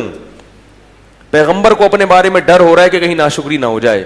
والحقنی بالصالحین, اور نیک لوگوں میں ہی شامل کر دے مجھے. کتنی تواضع ہے کہ میں تو ایک عام سا مسلمان ہوں اور میں چاہتا ہوں کہ نیک لوگوں میں میرا شمار ہو جائے. ہمارے ہاں تھوڑا سا علم آ جائے تو پورا ایک نیا فرقہ بنا کے سب مسلمانوں پہ گمراہی کے فتوے لگا دیتے. یہ سارے ایسے ہی ہیں. میں ایک نیا فرقہ لانچ کر رہا ہوں معاشرے میں, مارکیٹ میں. ہمیشہ پیغمبروں نے دعا کیا ہے, اللہ جیسے دیگر مسلمان ہیں تو ہمیں بھی ان میں شامل کر دے, نیک لوگوں میں. حالانکہ پیغمبر اپنے وقت میں سب سے افضل ترین مسلمان ہوتے ہیں. تو میں جلدی سے بات سمیٹوں, ہم ہوتے تو کیا کرتے؟ ہم کہتے ابا, جب ملتے نا ابا سے ٹھیک, ابا سے کہتے ابا کچھ نہ پوچھو کیا گزری, کچھ نہ پوچھو انہوں نے مروایا. وہ تو اتفاق سے کوئی قافلہ آ گیا نکل گیا, ورنہ ہم تو یعنی جو نعمتیں ہو رہی ہیں وہ اتفاق کے کھاتے میں ڈال دو. اتفاق فاؤنڈیشن وہ ایک ایسے ہی ایک اتفاق سے ہو گیا کہ کنویں سے نکل گئے تھے. اور پھر ابا میں جب غلاموں کی طرح بازاروں میں بکاؤں, ایک اتنے اونچے خاندان کا شہزادہ ہو کے کس طرح بازار میں فروخت ہو رہا ہوں. اور پھر چلو اتفاق سے بادشاہ کے محل میں اچھا ٹھکانہ مل گیا, ایئر کنڈیشن لگا ہوا تھا, وہاں گرمی شرمی نہیں تھی, لیکن تہمت لگا دی. میں تو بچاؤں گناہ سے اور الٹا میرے اوپر تہمت لگ گئی, اور پھر مجھے جیل بھجوا دیا. اور پھر جیل میں میں احسان کر رہا ہوں, خوابوں کی تعبیریں بتا رہا ہوں, پھر بھی میرے ساتھ کوئی اچھا سلوک نہیں ہو رہا. اور جس بندے کو میں نے کہا کہ بادشاہ کو جا کے بتاؤ, وہ کمبخت بھول گیا. اس کمبخت پہ میں نے احسان کیا اور وہ کمبخت بھول گیا. تو یہ تو اللہ کا پتہ نہیں کیا معاملہ ہے, لگ رہا ہے کسی نے کچھ کر دیا ہے. ہاں اصل میں پھر لہذا فلیتے تعویذ پلیتے آئندہ ایسا نہ ہو ابا. لہذا روحانی علاج والوں سے رابطہ کرو, استخارہ نکلواؤ. کوئی چکر ہے, کوئی بندش ہے, آپ کے ساتھ بھی ایک بیٹا گما پھر دوسرا بھی, چلو ایک گمتا ہے دوسرا بھی گم گیا, یقیناً وہ پڑوسی جو مسور کی دال رکھ کر گئے تھے ہمارے دروازے پر, مجھے تو انہی پہ شک جا. یہ مسلمان کی سوچ بتا رہا ہوں, مجھے تو سارا شک کس پہ جا رہا ہے, انہی پہ جا رہا ہے. مسور کی دال گیٹ پہ رکھ کے چلے جائیں, کسی کو پاگل ہو جائے گا, اس کو پتہ نہیں کیا کر دیا.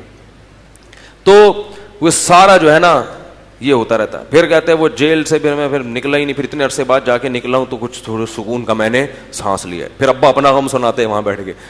تو پیغمبروں کی یہ اللہ نے اتنا بہترین واقعہ بتایا اس سیرت میں, بڑے اچھے اسباب. میں یہ نہیں کہہ رہا کہ غم میں رونا غلط ہے, غم میں انسان روتا بھی ہے, دکھ سنانا بھی جائز ہے.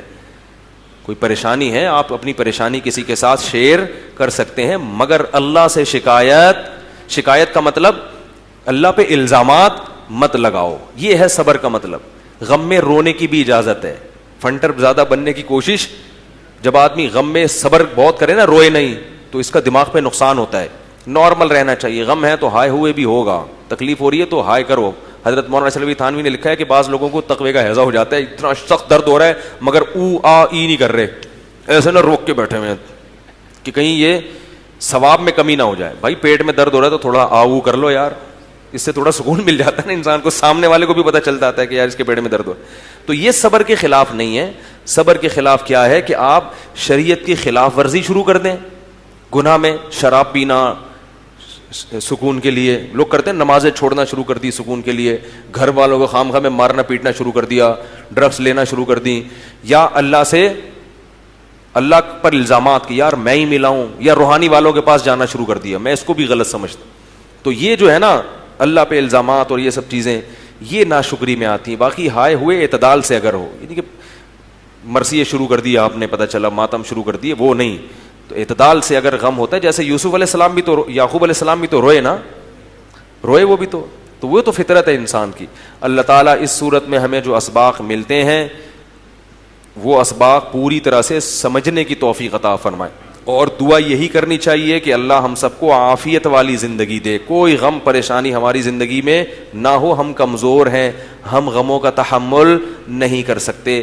نعمتیں دے اور شکر کی توفیق دے. اور اگر اللہ نہ کرے کوئی غم مقدر ہے تو پھر اس میں صبر کی توفیق دے.